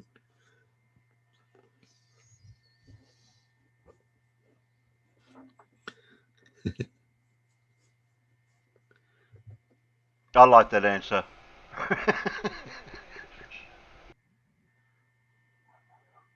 You like that answer?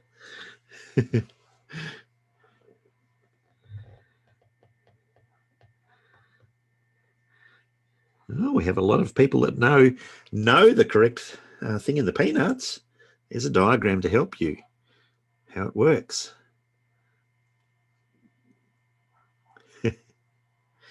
And as the diagram shows you, it's to do with the control of the body's water content.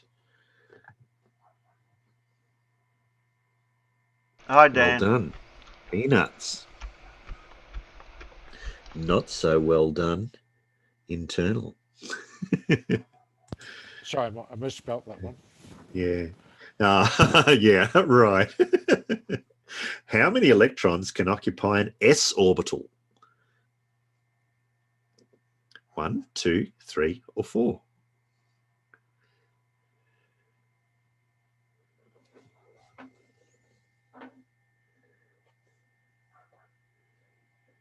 Oh. If I only knew what an S orbital was, so I can only guess. You could wait for the picture, which will come up shortly.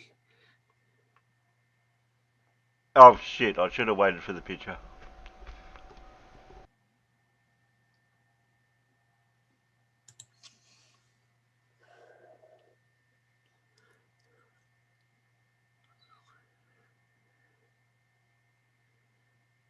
And the picture helps a lot. It does. Because it shows you the characteristics of each electron in each orbital. And you'll notice that in the s orbitals, like for helium that has 2 electrons, it's got 2 electrons in the first s orbital. Beryllium, the 4th one, has got 2 in the first s orbital, and it's got 2 in the second s orbital. And then when you get another electron, it goes into a p orbital. So you can only fit 2 electrons into an s orbital. And they have to have, as Mandelbrot said, they have to have opposite spins. That's what the Pauli exclusion principle says. Okay, question 6. 1 Jupiter day is equal to which of the following? Is it 30 hours and 40 minutes? Is it 9 hours and 50 minutes? Is it 3 hours and 20 minutes? Or is it 52 hours and 10 minutes? These are just approximate too, by the way. They're not exact. But which one's closest?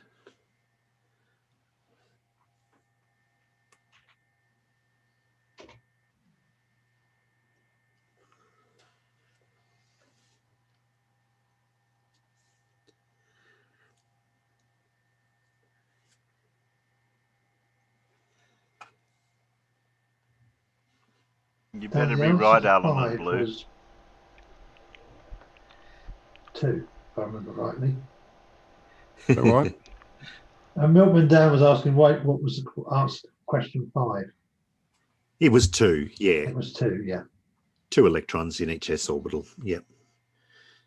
And for those that do know this one, well done. For those that don't, there's a diagram which will help you.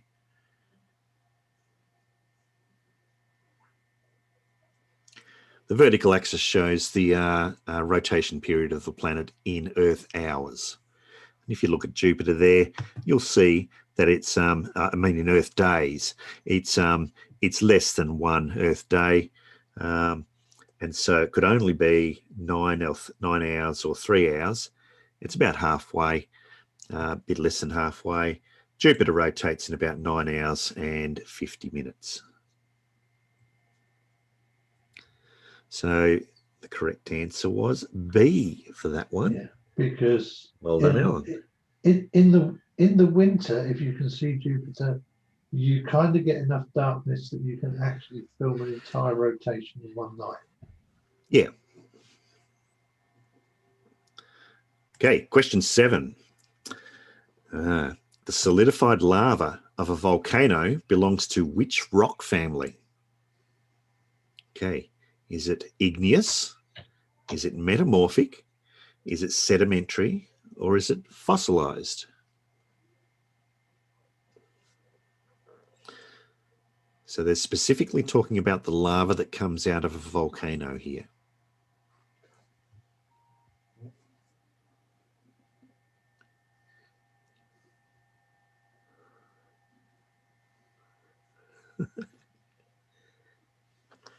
Well, I know it's not that one, and I know it's not that one, and I know it's not that one, so it must be that one.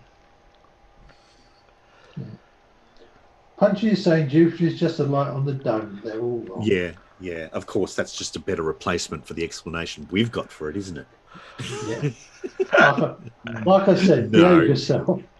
Yeah.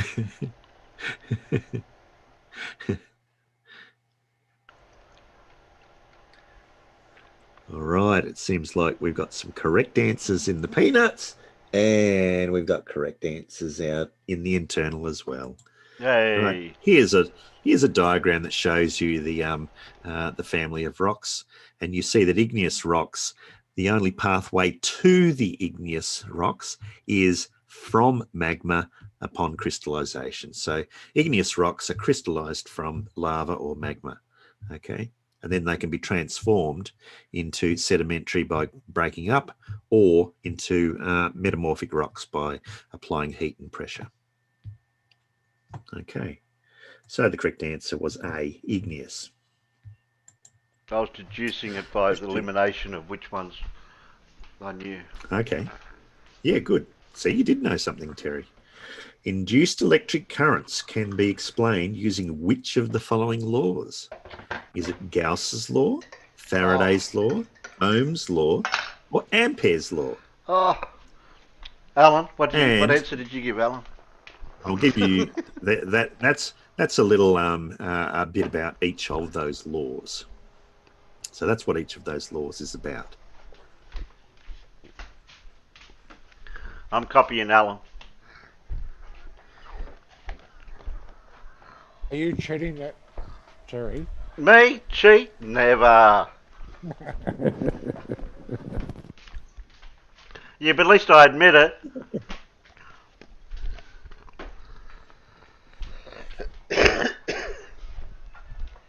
Alan, you don't mind me cheating off you, do you? No. And if you took some time to look at those diagrams, you'll see one over on the right-hand side with the blue magnetic field in it there and the coil of wire being pulled through the magnetic field. That's what induction is. Okay, that's a current being induced in a coil of wire with a magnetic field, and that is Faraday's law. Hey, wait a minute. Faraday's I can't law copy Alan's answer because it doesn't make sense.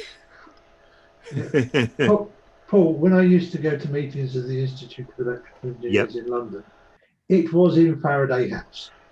Ah, cool. Which is just behind the Savoy Hotel. Oh, Yeah. There you go. So, well done, Clive. Clive got it right, as we would expect. I got it right too. Okay. Yeah. Which of the following diseases has been eradicated from the world? Now, here's an easy one for you. Is it cholera? Is it smallpox? Is it diphtheria? Or is it poliomyelitis? Okay. In other words, there is no more. I'm going to have to go with the one that I haven't heard of. Oh. Because the others I've heard of them. I'm sure you've heard of that one as well, Terry. Oh, is that Is that the long word of the? Oh, yeah. Oh, yeah. Oh, I didn't realise that at first. Just take the back end of the word off. Yeah. Maybe I might be wrong.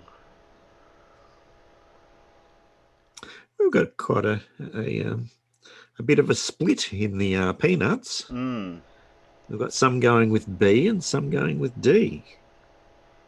Cooties has been eradicated. Cooties. Is that girl cooties or boy cooties? Yeah, Mandelbrot. Make your mind up. Here's a diagram to help. Pretty much gives it away. It is, in fact, smallpox. Smallpox has been eradicated. Polio is getting close to, but it's not been eradicated from some countries yet. I haven't had a case of polio in Australia or America for a long time now, but there still are countries that do have polio still. Yeah. One of the kids I went to school with, who lived just across the road from me in the 70s, got polio. But yep. Yeah, yeah, it's not very nice. One of my second cousins had polio when she was young, and she's got a leg brace on for the rest of her life because it weakened her muscles.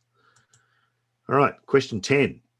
Which of the following terms refers to a material which slows neutrons? Is it a retarder, a moderator, a buffer, or a bottleneck? Okay. That makes it hard to work out. I'm gonna wait for the clue.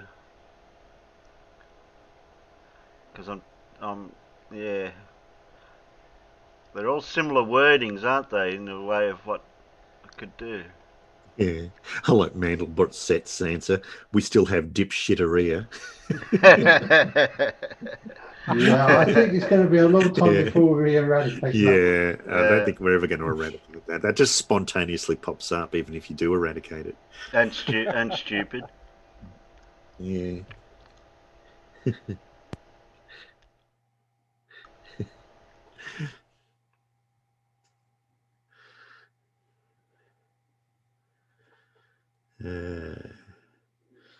I'm waiting for the there's clue, diagram. Paul. Yeah, there you go. Okay.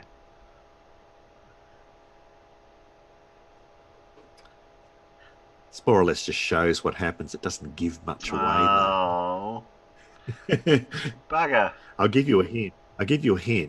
It's a word often cried in debates between flat earthers and ballers. Oh, yeah. Okay. Yeah. That kind of gives it away, doesn't it? You couldn't give an easier clue if you tried. Yeah. Can you imagine them shouting? Retarder, retarder. No, buffer. What about or bottleneck? Bottleneck. No. No, of course, it's a moderator. Moderator? Yes. Moderator. Moderator. Oh, dear. Yeah. Damn, I suffered from that. Yeah, knowing two obviously wrong, and then trying to decide between the other two answers. Situations there. Yeah. And guess all right. Yeah. Question 11. Of the following 4 times, which one best represents the time it takes energy generated in the core of the sun to reach the surface of the sun and be radiated? Is it 3 minutes, 30 days, 1,000 years, or 1 million years?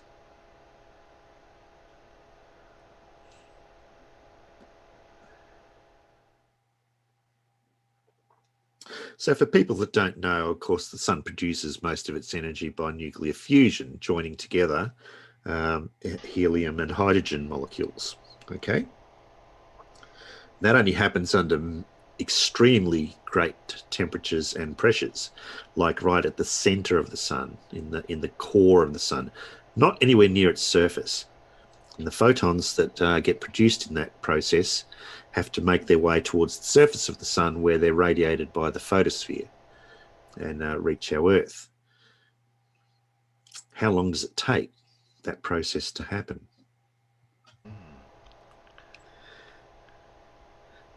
I like Mandelbrot's answer, more than what you think. But we seem to have a pretty good sense of everyone getting the right answer here. There's a diagram to help everyone. It's called a random walk, and it takes over 1 million years for that to happen.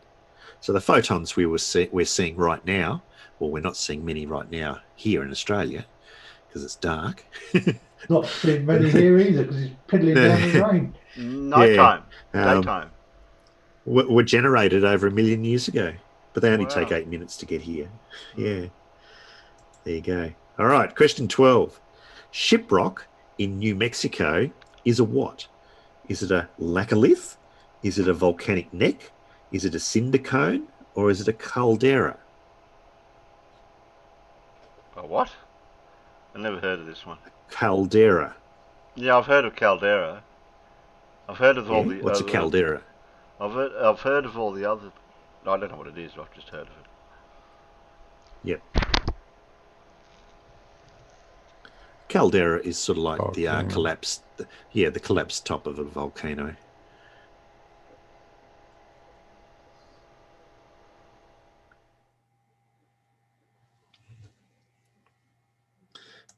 And just in case you wanted to know what shiprock actually looks like, that is shiprock.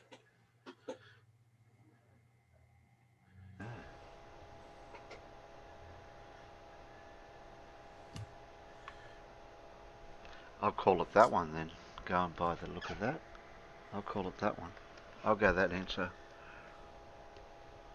What blue go? B.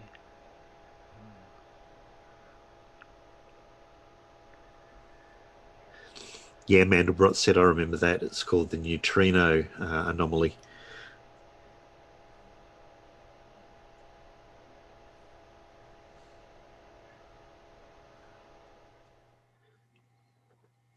"12, yes." You can see that it's formed along a fault line. You can see that that ridge that runs right past Shiprock and goes off into the distance is a fault line. And of course, a common occurrence along fault lines is volcanoes. And usually the rock in the neck of the volcano is harder than the surrounding rock. And so it takes longer to erode, leaving the structure like shiprock. And so it is a volcanic neck.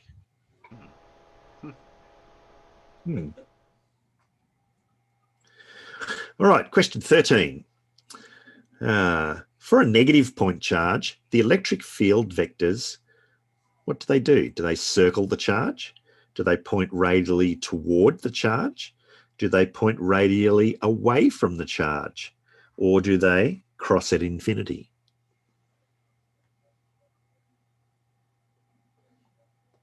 What do you reckon, Alan?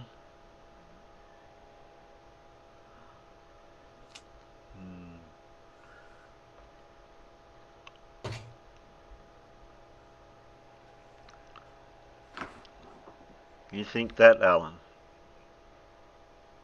Okay.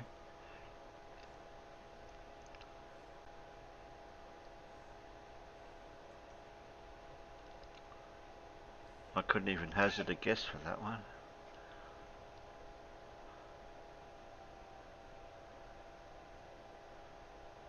I know what a vector is, electric field, but negative point charge.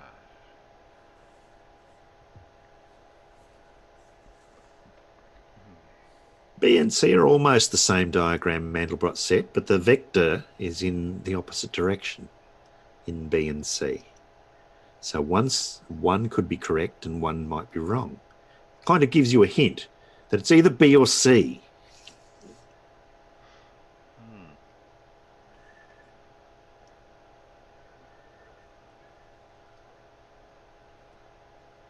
And as correctly shown in the internal chat, and a lot of people in the external peanuts have got it right too, the negative charge has the electric field vector pointing in towards it. By definition, the electric field goes outwards from a positive charge and inwards towards a negative charge. There you go. So the correct answer was B, points radially in toward the charge. Yeah, because everything traditionally goes from positive to negative. Yes, that's right. Apart from, of course, in actual electronics, the charge carriers are all electrons, so they go the other way. Negative to positive. Yeah, they actually move the other way, but the current goes that way. Yeah.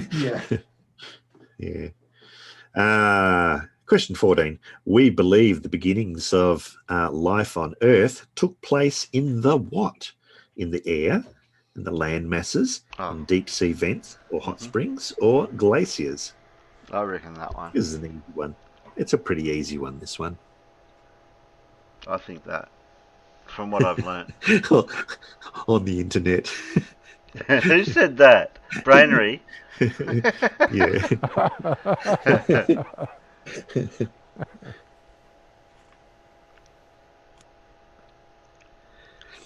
It was once thought. I had to actually modify the answer to this question because it was once thought that life began in the shallow oceans, but it turns out there's not enough chemical energy in the shallow oceans to do that, and so they now propose that it's C in the deep sea vents and hot springs because they have enough thermal energy and enough chemical energy as well.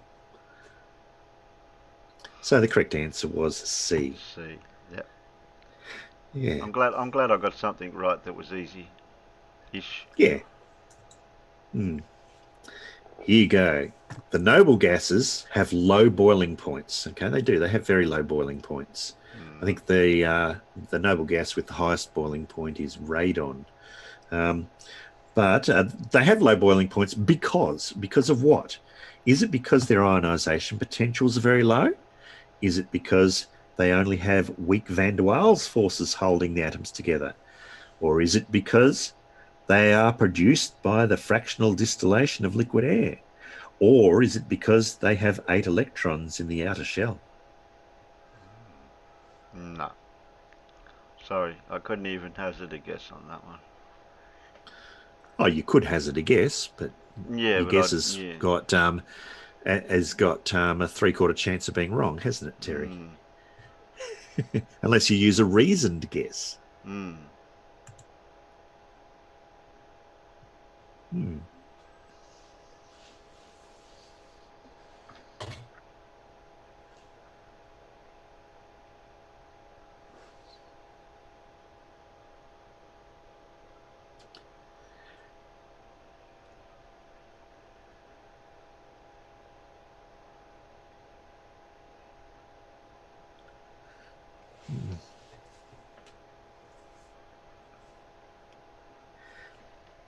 I know I'm going to be Okay, wrong. for those of you, guessing. for those of you that don't know what van der Waals forces are, it's because one atom has a momentary dipole, and that induces a dipole in another atom, and they then attract each other. But it's a very weak attraction, and so the correct answer is B.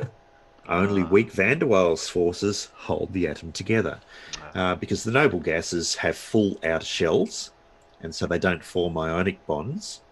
Or covalent bonds with other things, and so the only thing that holds them together is these van der Waals forces. Okay, question 16. The Hertzsprung-Russell diagram of stars directly compares what two of the following properties of stars? It looks like you get a good hint with this one because I must have clicked twice. So you get the hint right away on this one. Oh, no. Here's an easy one for you, folks. Now, what two of those? So is it size, temperature, luminosity, or density? So you've got to pick two of those. And if you can read a graph, you've got this one, no worries.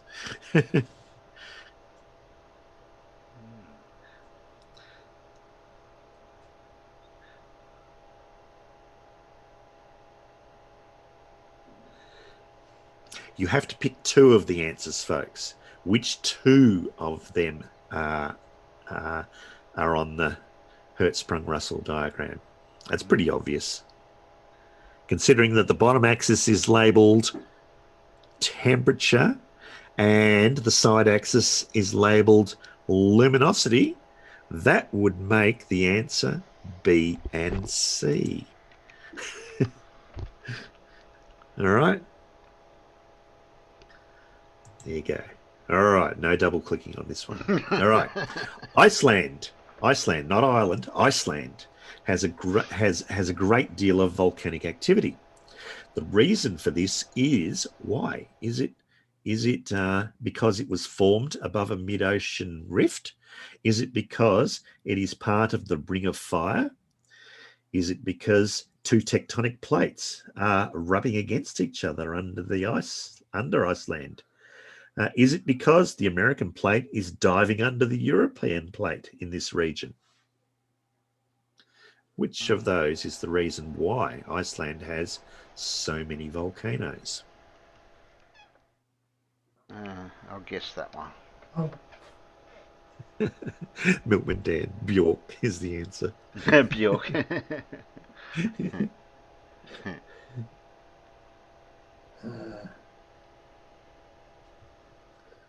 Well, I'm getting different for answers those that need a hint.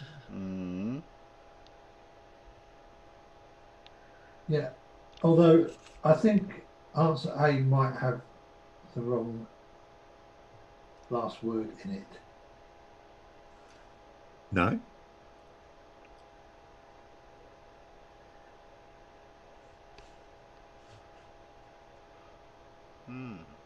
doesn't. If those arrows are going that way, that means that answer doesn't make. That's not right. Well reasoned, Terry.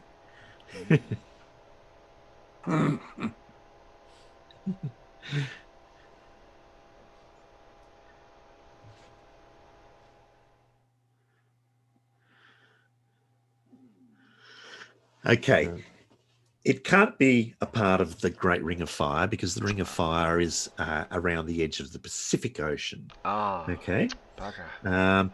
It can't be two tectonic plates rubbing against each other under Iceland because, as we can see in the diagram, the Eurasian plate and the North American plate are moving away from each other. Okay. And so it can't be that the American plate is diving under the Eurasian plate if they're moving away from each other. Yeah. What that does, if the two plates are moving away from each other, there's a mid-ocean rift, what they call a rift. Okay, and that's where they're constantly moving away from each other, and it's being replaced by magma from below, and so you get a lot of volcanoes in that area. I thought So it's because I thought it was the Mid-Atlantic Ridge, not rift. no, it's a rift. A ridge is formed when two plates are colliding, and they form a ridge. Because your diagram says Mid-Atlantic Ridge, and of course there is there is the big lump down the middle of the Atlantic. Yeah. Okay. Well, either answer would do, but it's definitely not B, C, or D. Yes, it's definitely not B, C, or D. Yeah. Right, so A was the correct answer there. Okay. Yep. All right. Question 18. For an infinite sheet of positive charge, the electric field lines would do what? Would they run parallel to the sheet of charge? Would they be perpendicular to the sheet of charge and point in towards the sheet? Would they be perpendicular to the sheet of charge and point away from the sheet? Or would they fall off as 1 over r squared? Think about the answer to the other electric charge one that we had with the electric field around it.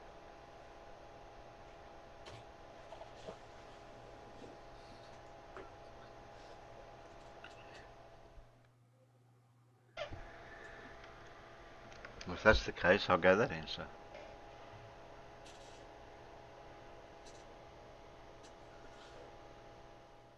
I didn't copy off you, Alan. I went by the clue. No, you didn't.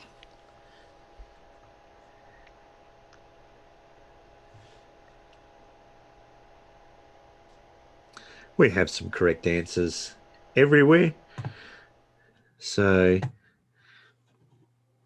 there's a diagram showing what actually happens. And as you can see, it's uniform and it points perpendicular to the sheet and away from the sheet. Remember, electric field lines go away from positive charges. So the correct answer is C. I got no idea how I got it right, but I'm glad I did. You did. You were paying attention, Terry. That was the point. Yeah. Right. Second last question. Penultimate question. Question 19. What percentage of the total radiant energy received by a plant is converted to chemical energy? Oh, I have heard of this before. So how much of the incoming energy is actually converted into chemical energy? Is it less than 2%, 10%, 50%, or 75%?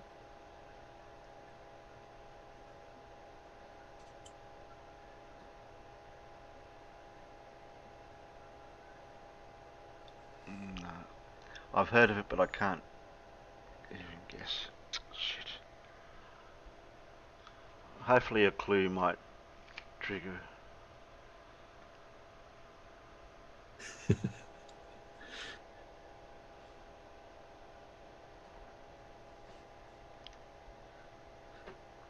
Do you need a hint, Terry? Sorry, these aren't labelled in percentages, Terry. Oh, fuck. You're going to have to estimate, aren't you?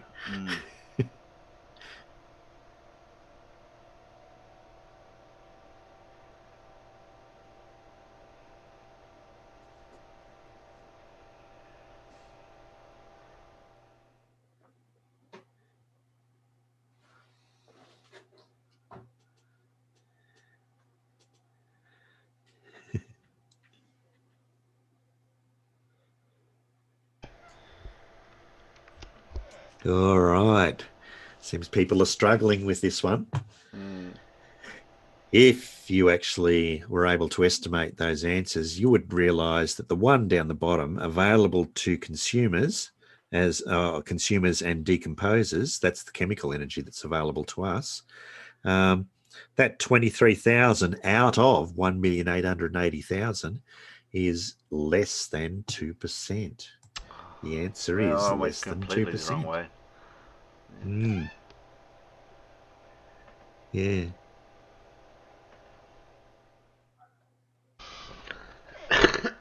Yeah, I didn't read it right. That's interesting. I didn't know that. Mandelbrot set says we made an artificial chlorophyll that is more efficient than the natural one. Well, that's pretty cool. All right, last question. I read the diagram wrong. That's what didn't help me. Okay. Yeah. Okay, question 20. Last one. Compounds of iodine are not used for which of the following? As a refrigerant in photographic film, as an essential part of diet, or as an antiseptic? This is a relatively easy question. Come on. Yeah, I'm eliminating the ones that I know that it's not. You're eliminating the ones that you know that it is used for. Yeah. Yeah. Alan would probably know about B. Maybe. I do know. I do know about B. Yes, I do know what the answer to B is. But Well, that's what I'm thinking. I don't think, without even looking, it's used for that. Is my answer. Oh, okay. Yeah. I might want to. Am I allowed to say a compound that? Yeah. Cool. Yeah. Silver iodide is used silver iodide in photographic film. Yep, that's right. Yep. And it's also used as an essential part of diet. They often put iodized salt out because it's good for your thyroid. It has eliminated many thyroid problems, that. And as an antiseptic, sure. Yeah. Betadine. Yep. So there you go. The answer to the question is A, as a refrigerant. It's not used as a refrigerant. Yep. That was a good one. I like the ones that I can figure out the deductive reasoning of what it's not. Okay. Yeah. So, any requests for the next kind of quiz?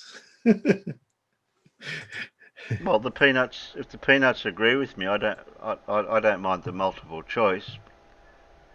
I think I'll put some other answer ones in there though too. I mean, all multiple choice is a bit. Yeah.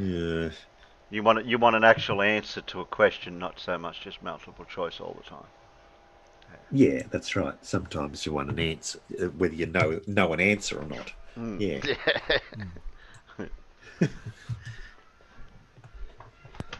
But there you go. Well done, everyone. Yeah, thank you, mate. Well done. You're welcome.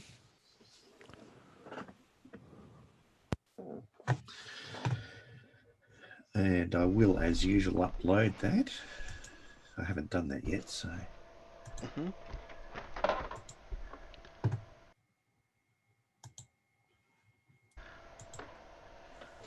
Does anyone want a Pip story to finish up on, or any other dirt that I know of? It's peanuts and requests time. What? Make it 5-8E what? Brainy? Don't be confusing.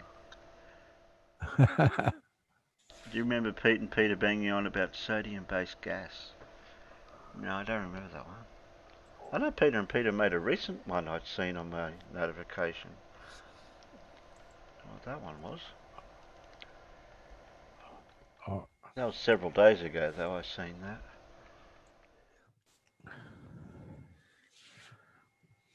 They're entertaining, Peter and Peter. Yeah, I was introduced to them about 12 months ago, I think.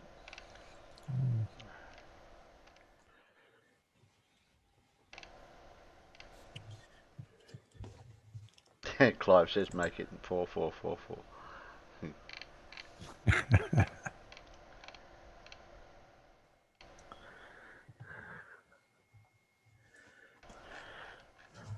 Yeah, I'm just looking to see if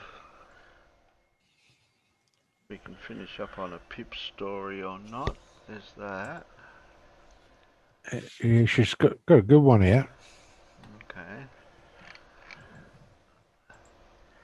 I suppose that's 3 a day. You got to be able to find one somewhere. And I just read a Discord DM from somebody that they answered yes, but that was hours ago. So that's no good now. I'll give you. Can anyone guess on the panel who was that from?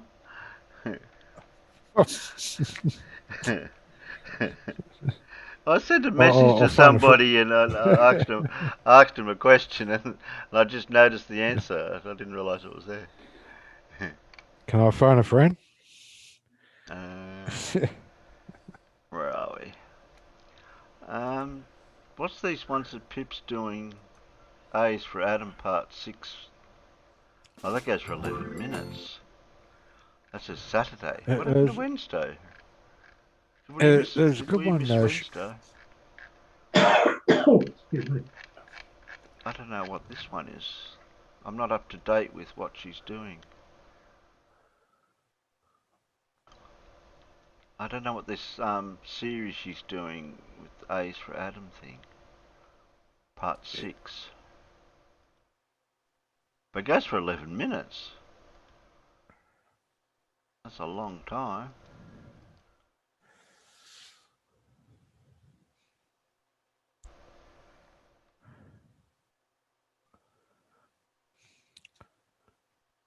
Do a quiz There's a about couple radio.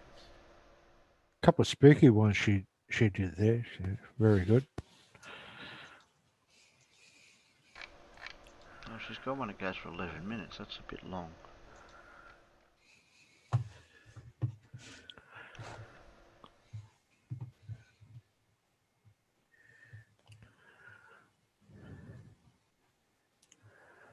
Pip squeak. You're squeezing in a Pip video at the end of Pip squeak. A Pip squeeze or a Pip squeak?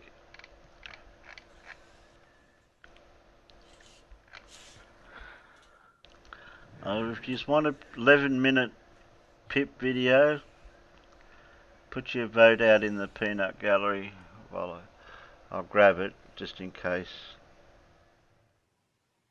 Majority rules around here. Democracy.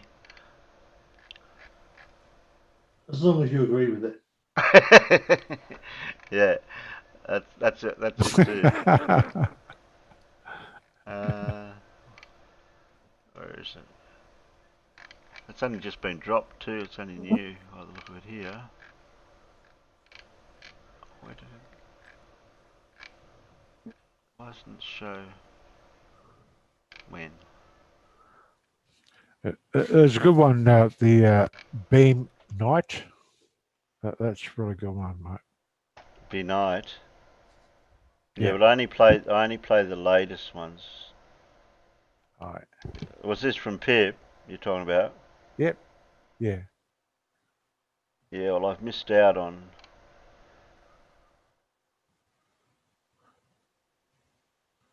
Room It's only a Fondle. day. It's only a day ago. I've got A's for Adam, Part 6. I don't know what the one you're talking about is. Oh, the Bean No. 1 day ago. Yep. 134. Yeah. It's a good one, mate. How long does that one go for? Well, that goes for 3 minutes.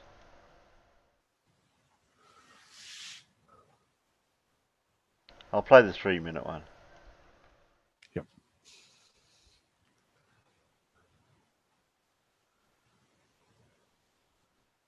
Our Conspiracy Cat's got his channel started by making fun of Peter and Pete.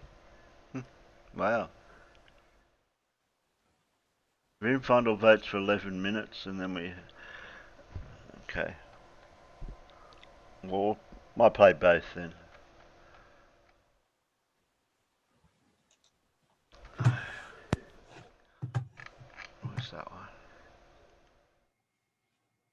well. So we're a bit behind. Get rid of that. Transition that. Wrong one. Play the 3-minute one first. Get rid of that out of the way. So you got 14 minutes of Pip.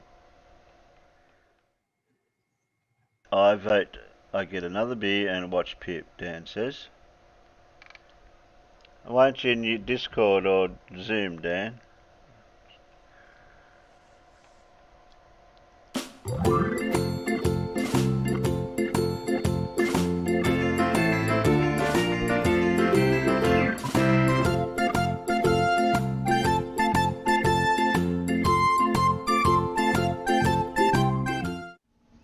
Being nigh.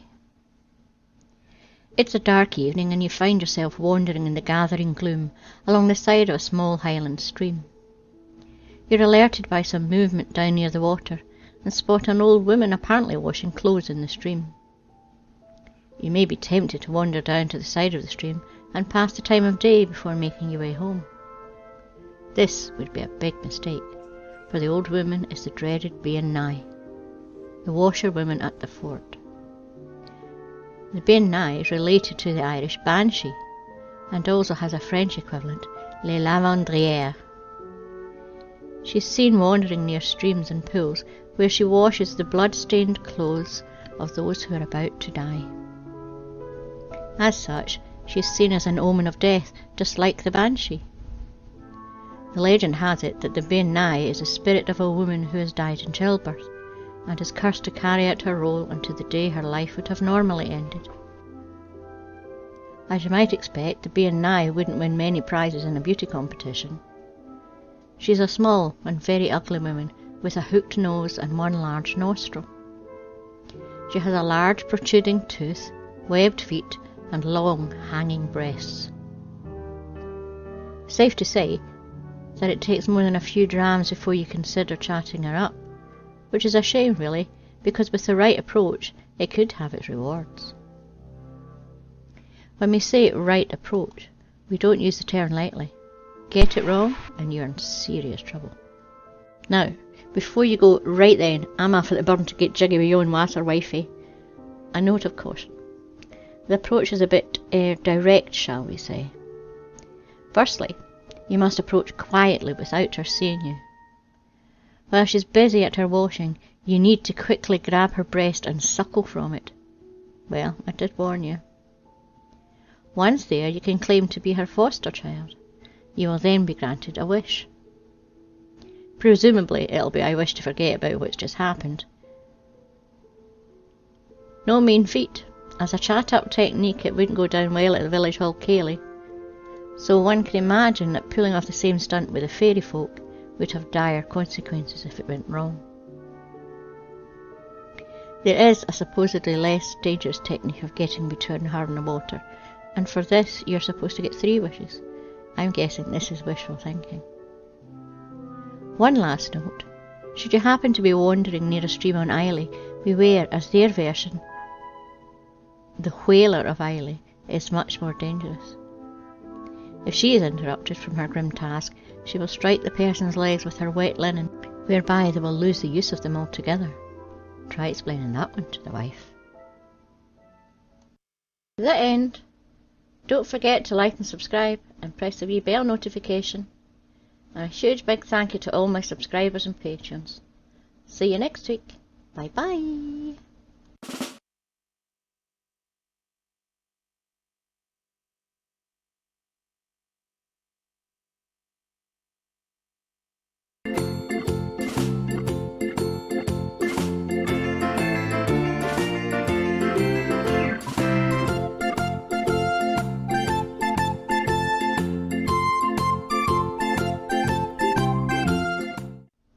A is for Adam, Part 6.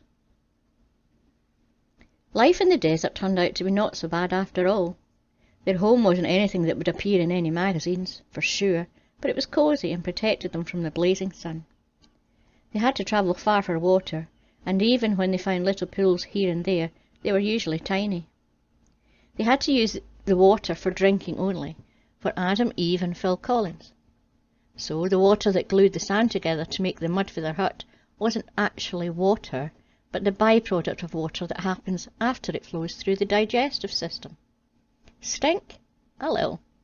But after the sun had baked all the impurities out of the urine-coated sand, the smell was no longer there, and they were left with a very sturdy hut that stood up fairly well against the hot desert winds.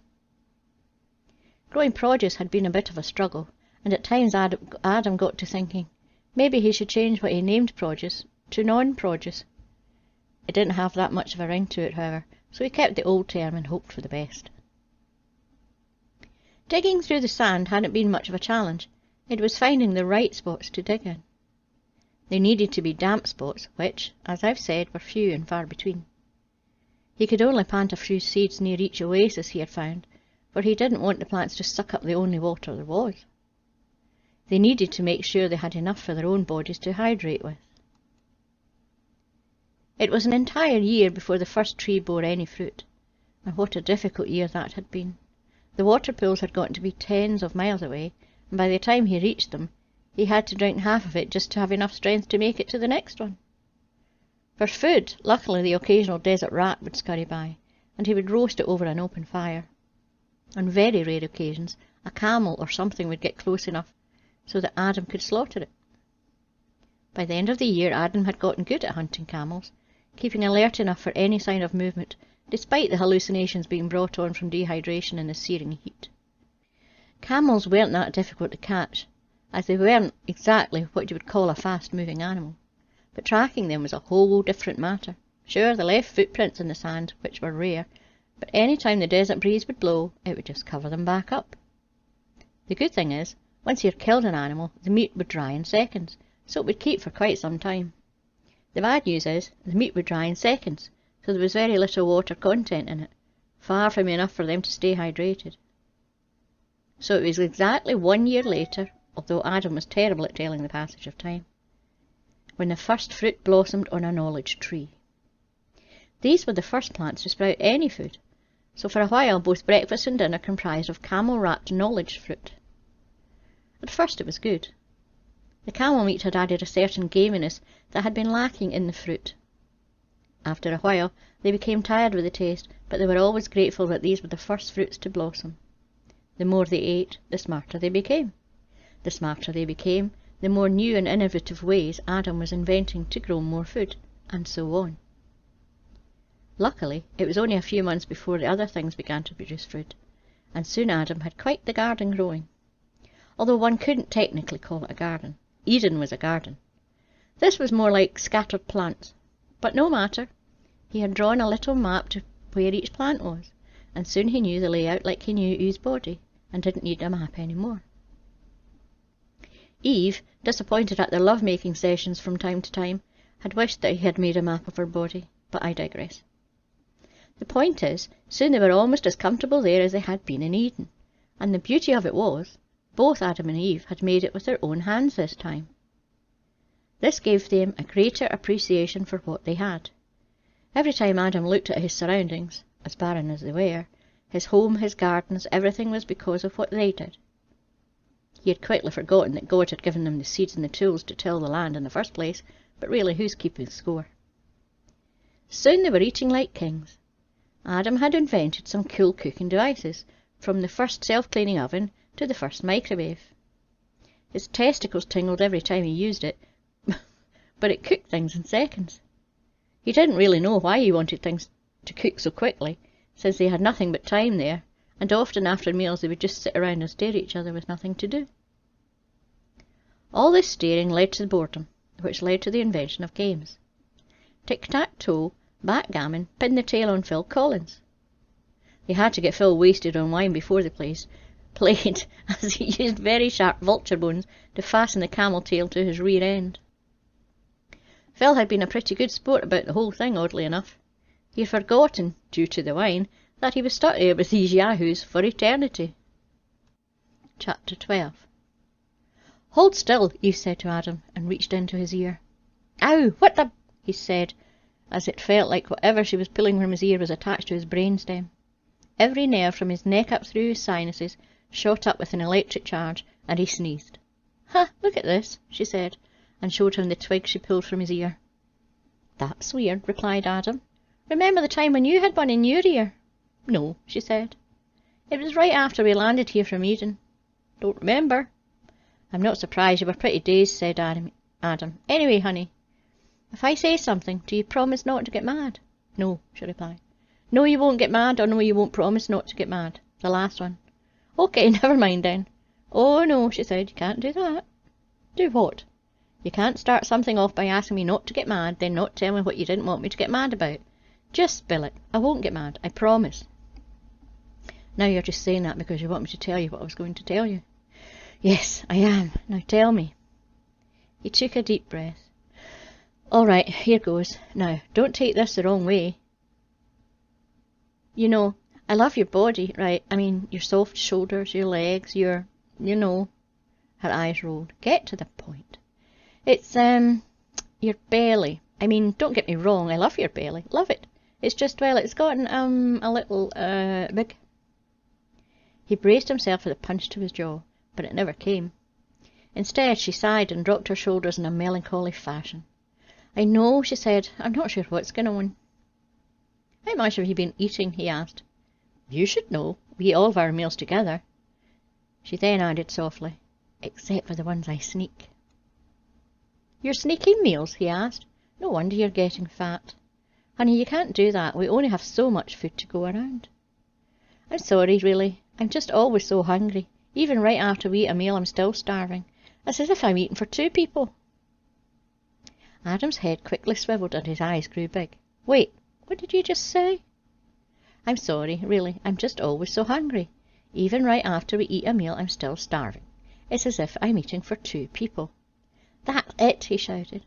"What's it?" "Don't you get it? You feel you're eating for 2 people because you are eating for 2 people. There's a person in there." He pointed at her stomach. "A person?" she asked. "Are you sure?" "Sure, I'm sure. It only makes sense." "Yeah, it makes sense to me too, you know. Once in a while I can feel it moving around in there. I thought it was terrible indigestion, but just yesterday I thought I saw an outline of a foot underneath my skin." "Well, that's solved, I guess." A look of fear entered her face rather quickly. "Wait, what? A person? Oh, no, no, no. What do I do? Get it out, get it out." "I can't." "Why not?" "What do you want me to do? Rip you open?" "Yes, if you have to," she said. "I don't think I have to. Remember God's Christmas card, where he told you that you would have to experience the pain of childbirth?" "Unfortunately." "I think you'll have to experience the pain of childbirth." Which means it'll probably come out on its own." "How?" "I think it'll be one of 2 ways. It's in your stomach, right? You know how food comes out once it's digested?" "Oh, no, no way." "Yep, it'll come out like poop comes out." Adam smiled. "What have you got to smile about?" "Poop. Still one of my favourite words I invented. Always makes me smile." "Adam, focus." "All right. So anyway, yeah, it may come out that way." "Kill me now," she said. "You'll be fine." "Easy for you to say. Ouch, that's going to rip me a new one." "Hey, yeah, probably." "Wait, you said one of 2 ways. What's the other way?" "Well, you remember how we created the baby?" "No." "No clue?" "No, it just started happening suddenly. One day I noticed my belly had gotten big, and before I knew it, it was moving. God's note said it was from our love-making session." "We're never doing that again," she said. "Ah, we'll see." "No, I'm serious, Adam. We are never doing that again." "Baby, you know you can't resist this." "Try me," Eve said. "So anyway, you think it could come out of there?" "Seems logical enough," Adam said. "While that doesn't seem as bad, it still seems like it will hurt. Like a lot." "Nah," Adam said. "Nonsense. I fit in there just fine. I'm sure it will be a piece of cake." "You fit in there just fine, all right," she agreed. "Your teeny little codpiece, anyway, not your entire body." "Hey, my codpiece is not tiny." "It is when compared to a whole person," she answered. "Fair enough." "Yeah. I don't think I'll be all that bad, you know. I mean, how big can this person be? It's small enough to fit in your stomach, right?" What can it be? All of £5, 6 at most? You'll be okay. Why, my codpiece must weigh at least 4.5. Dream on, she said. And with that the conversation dropped, and soon they forgot about the person growing inside of her for a while. Until... Da, da, da. The end. Don't forget to like and subscribe, and press the wee bell notification. And a huge big thank you to all my subscribers and patrons. See you next week. Bye bye.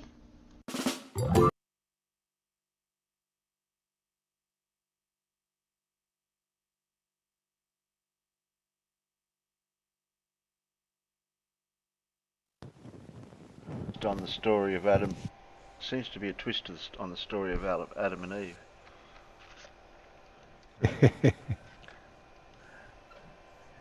Good on you, Terry.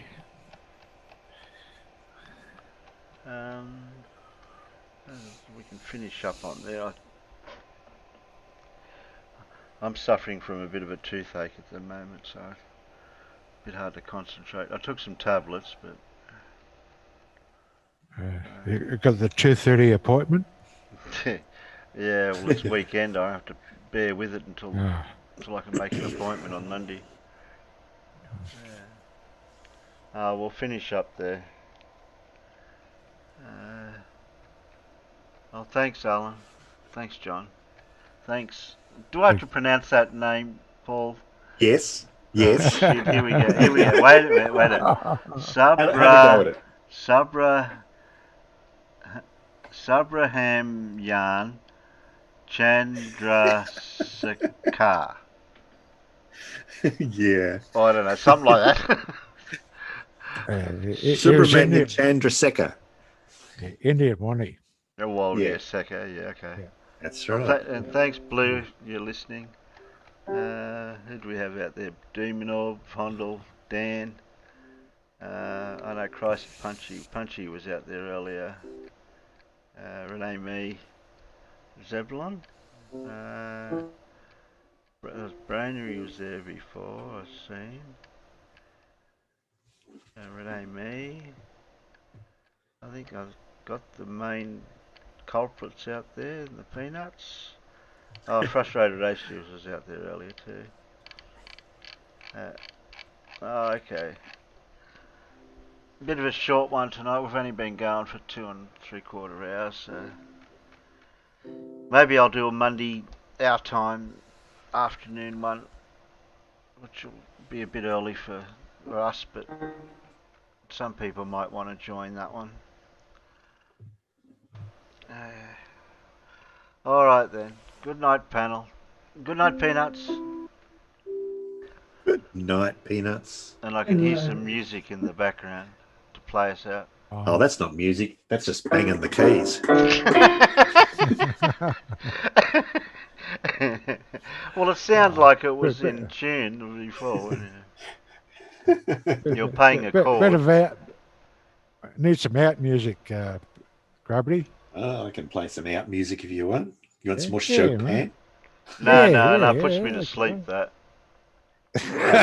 Just what you want, Terry. He goes.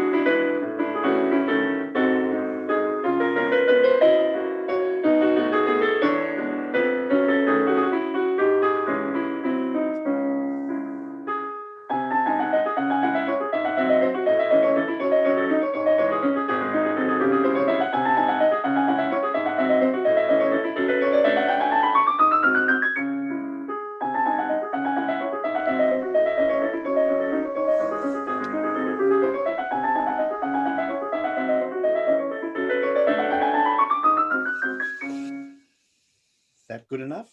Yeah, that's well good. Done, mate. Well done. Round of applause somewhere. There you go.